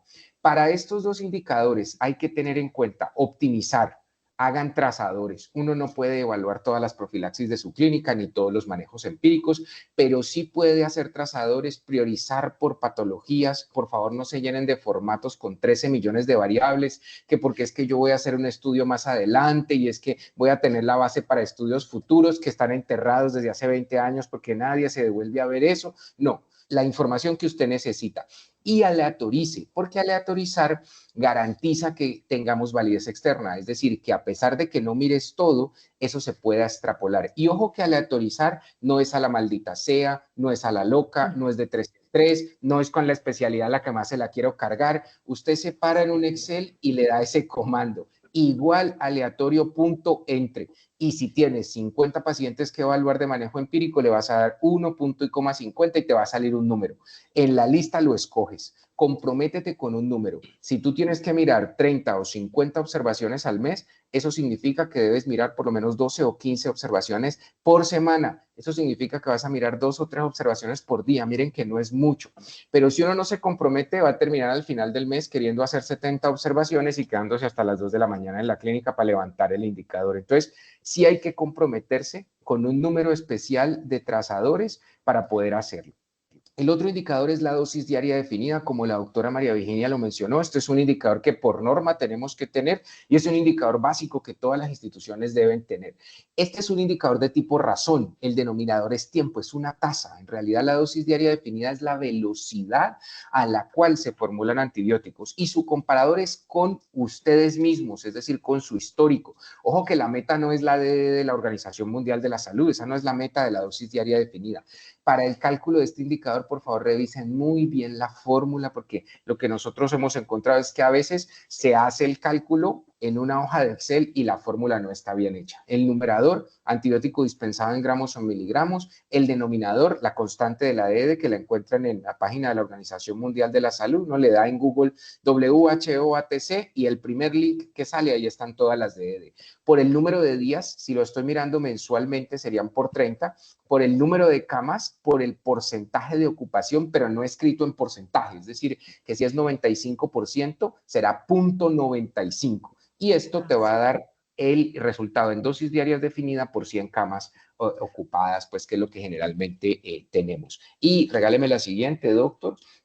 Y un consejo para esta primera fase, haga un plan operativo. Ya con la doctora Villegas vieron que uno puede hacer un diagnóstico inicial. Con eso debo hacer mi plan operativo para saber a qué me voy a comprometer y debo tenerlo por escrito. Hagan indicadores de verdad, no simples datos, con ficha del indicador en el sistema de gestión de calidad de su clínica, que todo esté muy bien parametrizado. Uno no se puede inventar indicadores mes a mes en cada comité de prueba. No, es que no, midamos también esto y midamos mejor esto. No, porque vas a diluir todo el esfuerzo y no vas a tener una secuencia y formatos fáciles, porque usted apenas está empezando, entonces formatos prácticos y tal como lo mencionaban los tres ponentes que nos acompañan hoy, yo me uno a eso, uno no puede montar todo al mismo tiempo. Uno tiene que empezar caminando, empezar poco a poco, porque si usted va a montar todo al mismo tiempo, se va a fundir en 6 meses en la clínica. Este es como el PROA a nivel básico, ¿no? Ahora vamos para un PROA nivel intermedio. Intermedio. Aquí ya vemos que empieza uno a adicionar patologías. Entonces, si yo hice infección urinaria y piel y tejidos blandos, por ejemplo, entonces digo, no, entonces yo ahora necesito neumonía nosocomial, neumonía social ventilador, o puedo empezar con sepsis en la UCI. Ahora, manejo empírico de bacterias multidrogos resistentes, también puede ser profilaxis prequirúrgica, pero ya entonces no es solo medir el antibiótico correcto, sino en el tiempo correcto y la reformulación intraoperatoria que claramente, de acuerdo a la vida media del antibiótico, reformular intraoperatoriamente disminuye, por supuesto, las infecciones del sitio operatorio. Y pues si es tan guapo, mira cuando termina la cirugía, si el cirujano le deja antibióticos orales, que es lo más difícil porque le dan una fórmula debajo de cuerda. Pero bueno, ahora adherencia, también se puede ir a servicios mucho más sofisticados porque necesita allí hacer la implementación. Y lo otro que uno ya empieza a hacer en ese momento es si yo voy a hacer una estrategia restrictiva que dice en esta organización nadie formula ceftazidima y bacta o nadie formula meropenem sin el visto bueno o el infectólogo, el PROA. Ahí tienes que tener una disponibilidad muy grande, tienes que tener 24/7 y a largo plazo la recomendación siempre que hemos hecho con Cris es que se debe pasar a la prospectiva con feedback, porque eso es lo que le da mucho mayor, básicamente, visibilidad al comité, al PROA, porque tienes que ir. Es que de lo restrictivo en nadie se hace y desde allá usted dirige. Primero lo odian, porque piensan pues que los está considerando unos bobos que no saben formular. Puede que sea verdad, pero no se los diga de frente. Primero, eduque, eduque, eduque, eduque. Yo sí creo que la sostenibilidad de un programa PROA es indiscutiblemente educar. Por eso a largo plazo la estrategia que más ha funcionado es la prospectiva con feedback positivo. Miro el antibiótico, no fue adherente y me regreso. Entonces aquí está un ejemplo, ya para terminar, de origen desconocido en la UCI. Miren, muchas clínicas lo que están presentando, Klebsiella la primera en sangre, eso es infección sí o sí. Miren las tasas que tenemos de probables carbapenemasas y ojo, por favor, hay que exigir que sistemáticamente tamicen ceftazidima y Bacta. Más si usted no tiene pruebas moleculares, que no las va a usar en todos. Esta es una forma de saber si en esta institución están predominando las KPCs, las NDN o hay corresistencia. Entonces, en esta hay una resistencia baja a ceftazidima y Bactam, pero hay otras que he visto 30 y 40%. Entonces, uno dice, la primera bacteria es Klebsiella. Miren los mecanismos de resistencia. BLES, que probablemente son carbapenemasas, porque las carbapenemasas hidrolizan a las BLES, a las cefalosporinas, y parecieran unas BLES, y recuerden que pueden dar un test falsamente positivo para BLE. La segunda epidermides, que hay que revisar cómo están tomando los hemocultivos. Usualmente es un contaminante, aunque puede estar asociado a catéter, pero ojo cómo toman los hemocultivos. Limpian piel, no dejan secar, meten la aguja y se llevan el estafilo. Ahora estafilo meticilino preocupante, E. coli mucho más tranquilo y Pseudomonas que en general vemos que tiene una baja frecuencia y es bastante sensible la primera. Sigamos.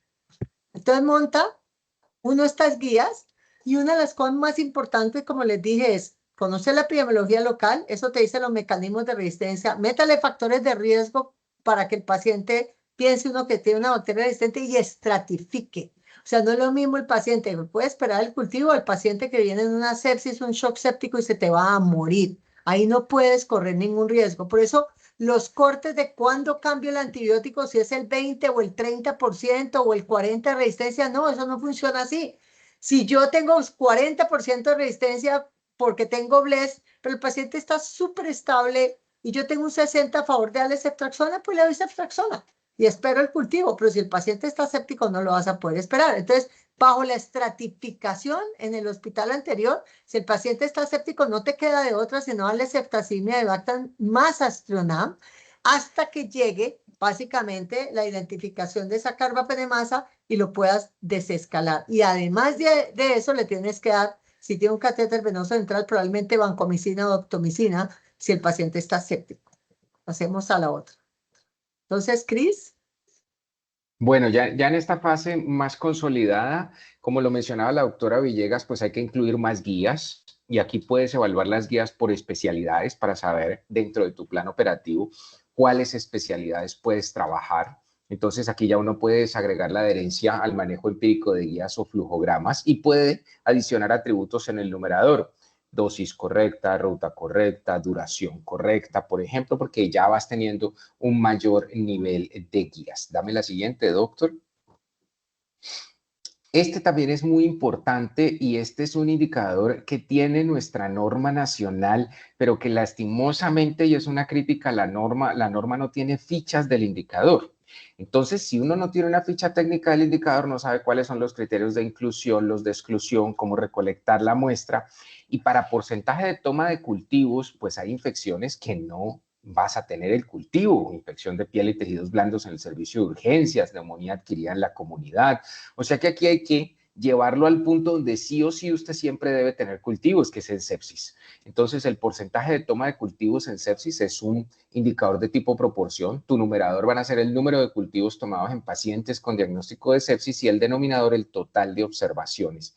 Y los cultivos pues que cuentan aquí van a ser los hemocultivos. Este va ligado a otros dos indicadores, deme la siguiente, doctor, que no están dentro de la norma, pero que son indicadores importantes para un PROA intermedio por las eventualidades que mencionaba la doctora María Virginia en la toma, y es el porcentaje de positividad y el porcentaje de contaminación de los hemocultivos. Este indicador es importante desagregarlo por servicio para saber en cuál servicio tenemos que capacitar más desde el laboratorio, y el porcentaje de positividad es el número de hemocultivos positivos sobre el total de los procesados por 100, es un indicador de tipo proporción, y el porcentaje de contaminación, el número de hemocultivos contaminados sobre el total de hemocultivos tomados por 100.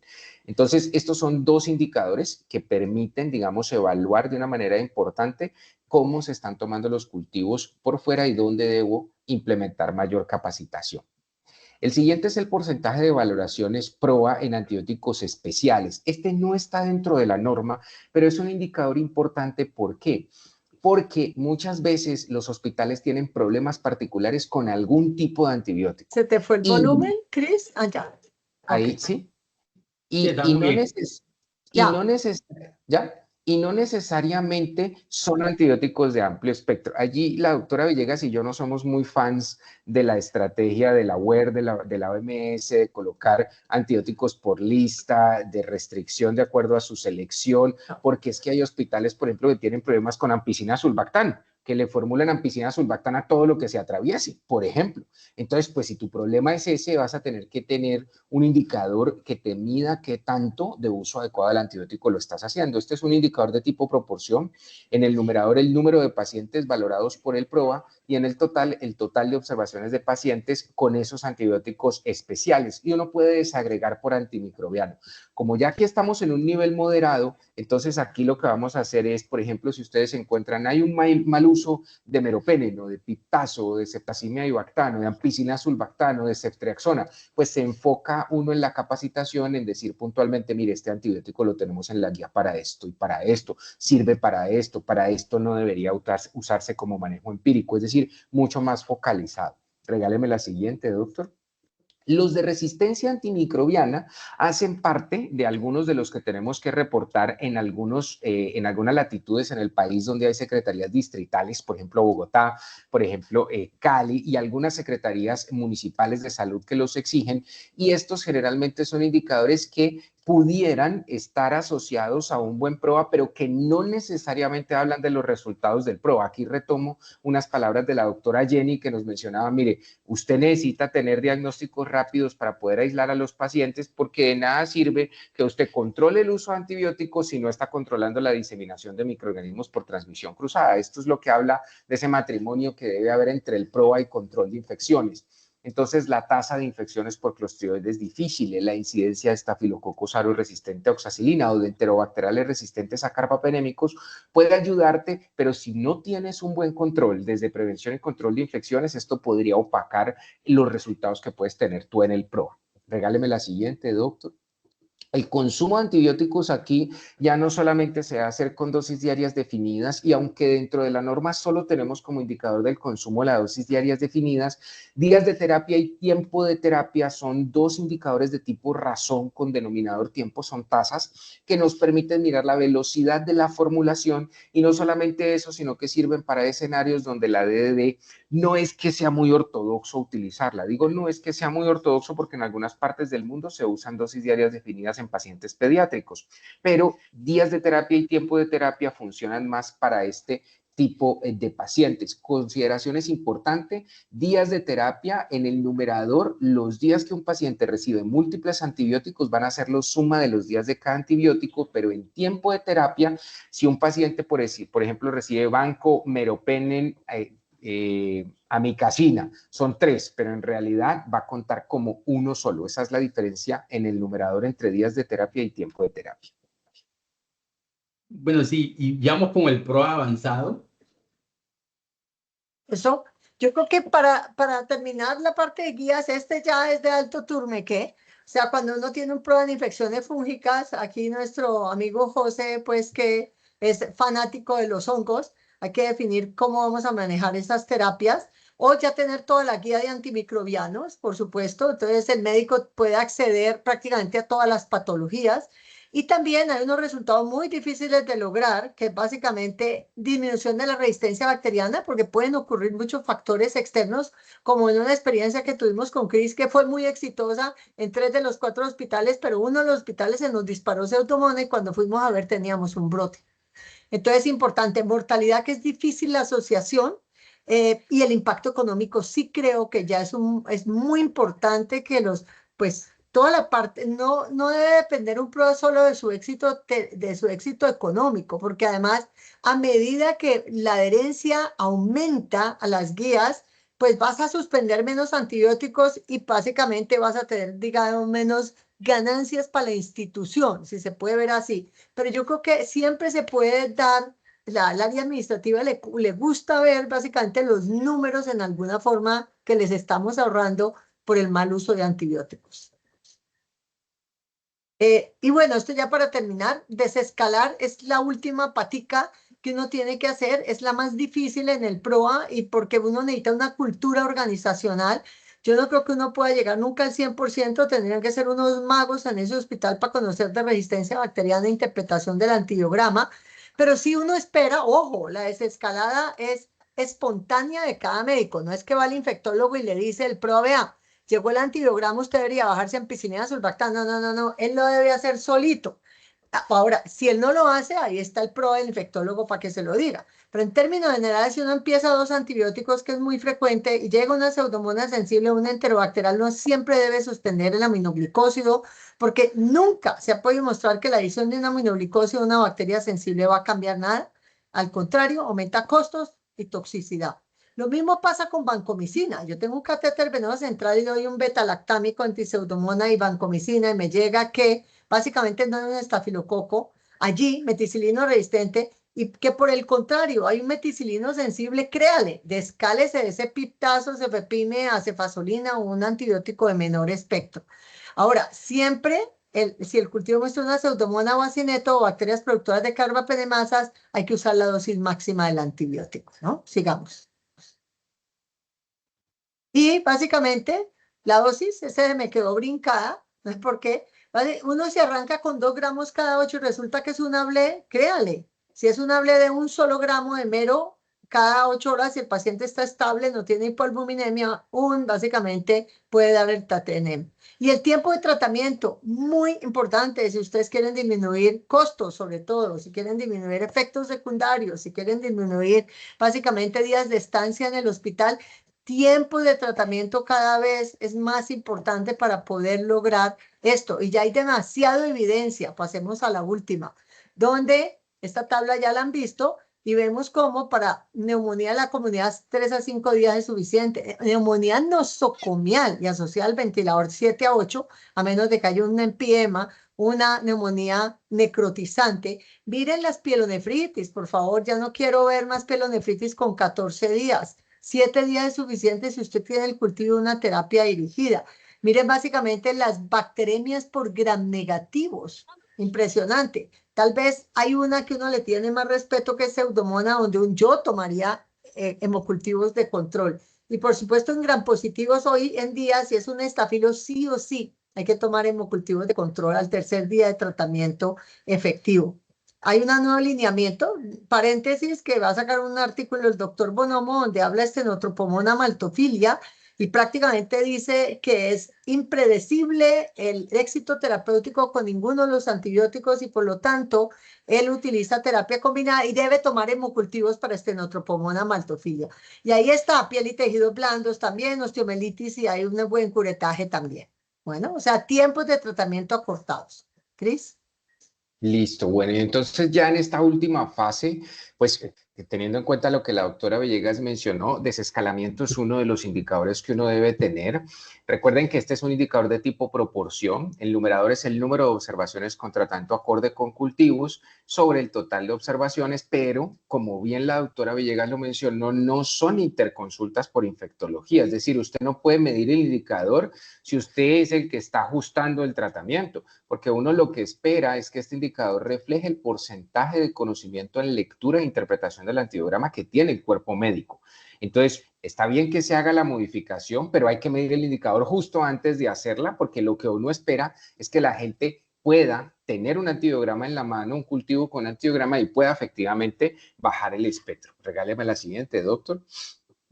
Y pues para que esto sea necesario, pues el reporte microbiológico debe tener un reporte selectivo, un estudio de susceptibilidad antimicrobiana. Desconfíen de esos reportes que les muestran 30, 45 antibióticos diferentes, porque eso significa que nadie se ha sentado con el laboratorio a mirar normas de supresión, resistencias intrínsecas, y entre más antibióticos tenga un antibiograma, más probabilidad hay de equivocarse en la selección del antibiótico. Alertas predefinidas por algunos fenotipos especiales y notas personalizadas al equipo prueba de control de infecciones que avisen la severidad, la magnitud o el peligro que puede tener este microorganismo. Esto va a depender, pues, evidentemente de la capacitación. Otros de los indicadores que están relacionados con desescalamiento son los retiros y la suspensión de antibióticos, los ajustes de dosis de tratamientos, los cambios en la vía de la administración, este switch endovenoso oral, y vamos a hablar un poquito de la disminución del tiempo de tratamiento antimicrobiano.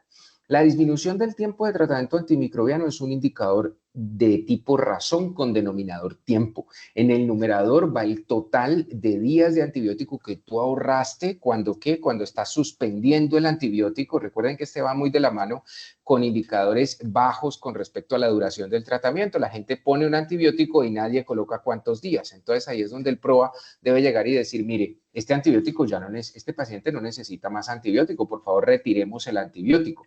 Esos días se van sumando y el denominador van a ser los días estancia del área donde lo estás midiendo, y eso te da una tasa de ahorro en días de antibióticos por 1000 días de hospitalización, que es un indicador clave, sobre todo si uno quiere garantizar relación a largo plazo con los aseguradores, que son los que están pagando el antibiótico.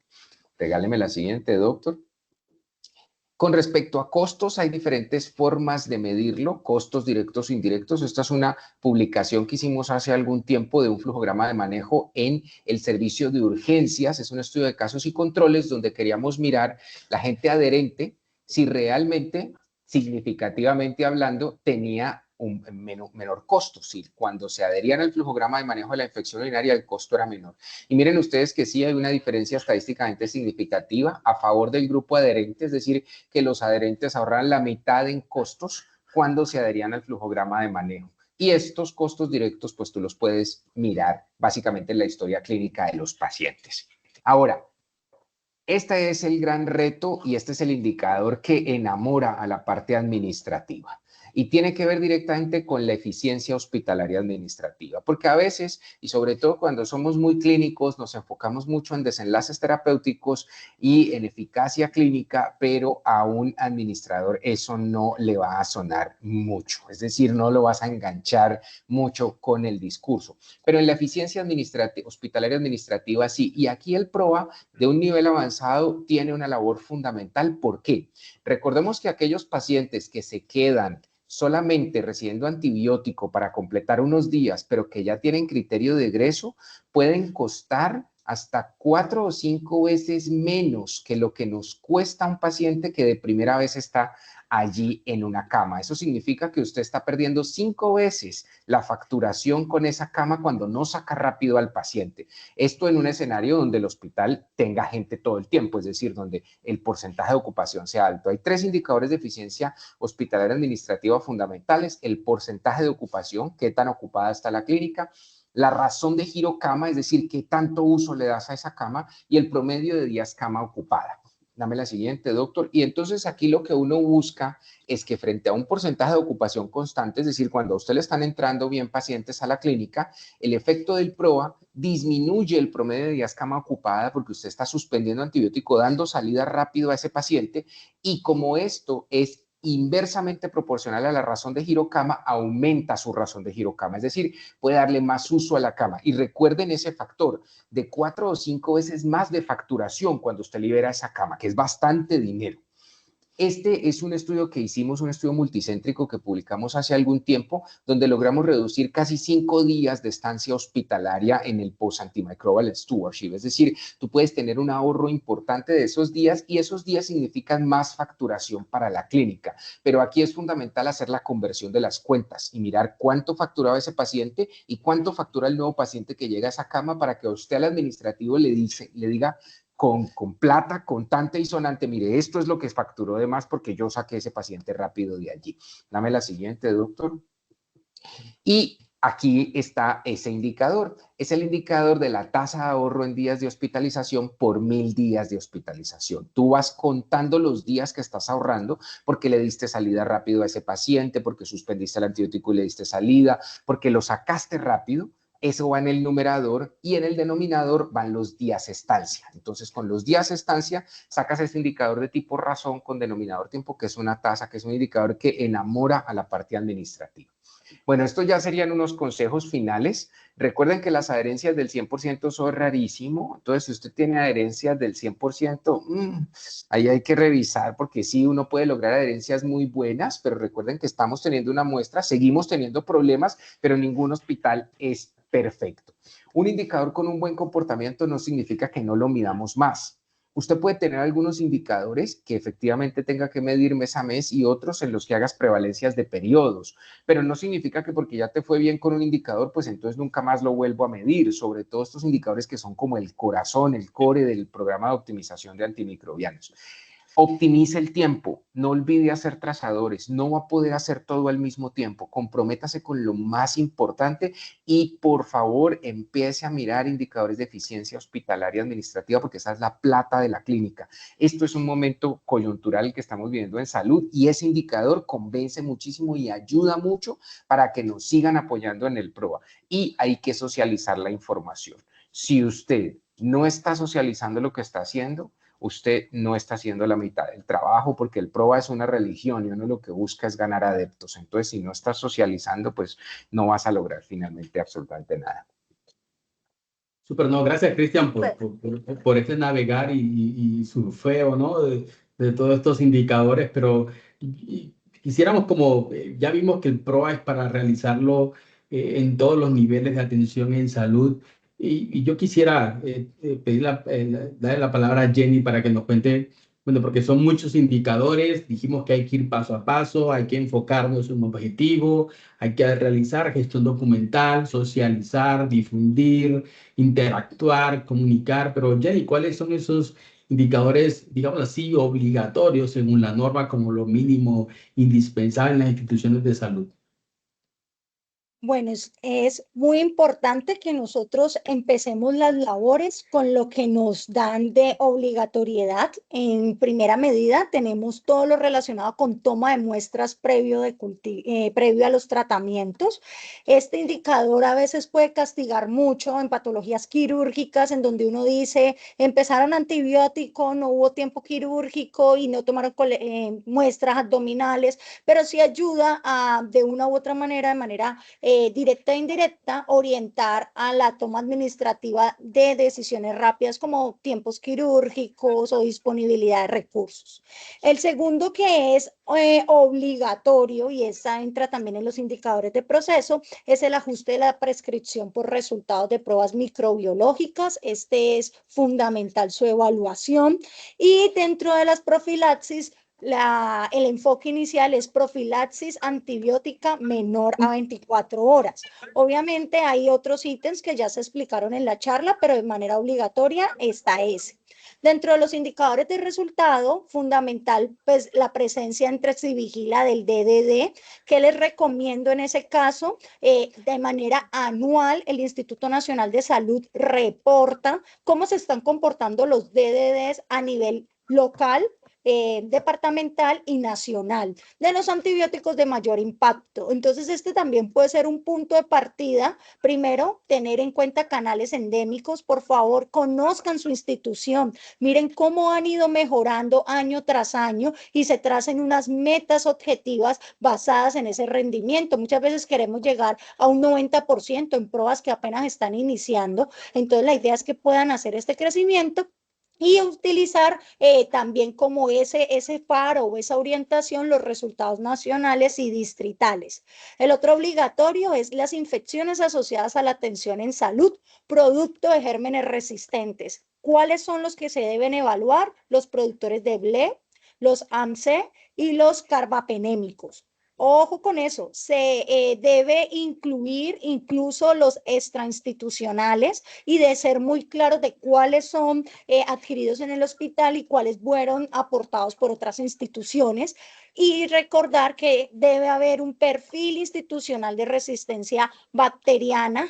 Dentro del perfil no obligan los tiempos, pero la recomendación es al menos tener un conocimiento de su primer semestre y un conocimiento de todo el año para con eso ir viendo y haciendo las mejoras tiempo día tras día y poder hacer un buen análisis del comportamiento en tiempo, como una estadística o estrategia epidemiológica. Esos son los que son obligatorios, los que deberíamos tener basado en la resolución, que es como el pilar que van a empezar a trabajarse fuertemente y que estaremos atentos de cuándo nos van a pedir que se suban a las plataformas oficiales nacionales.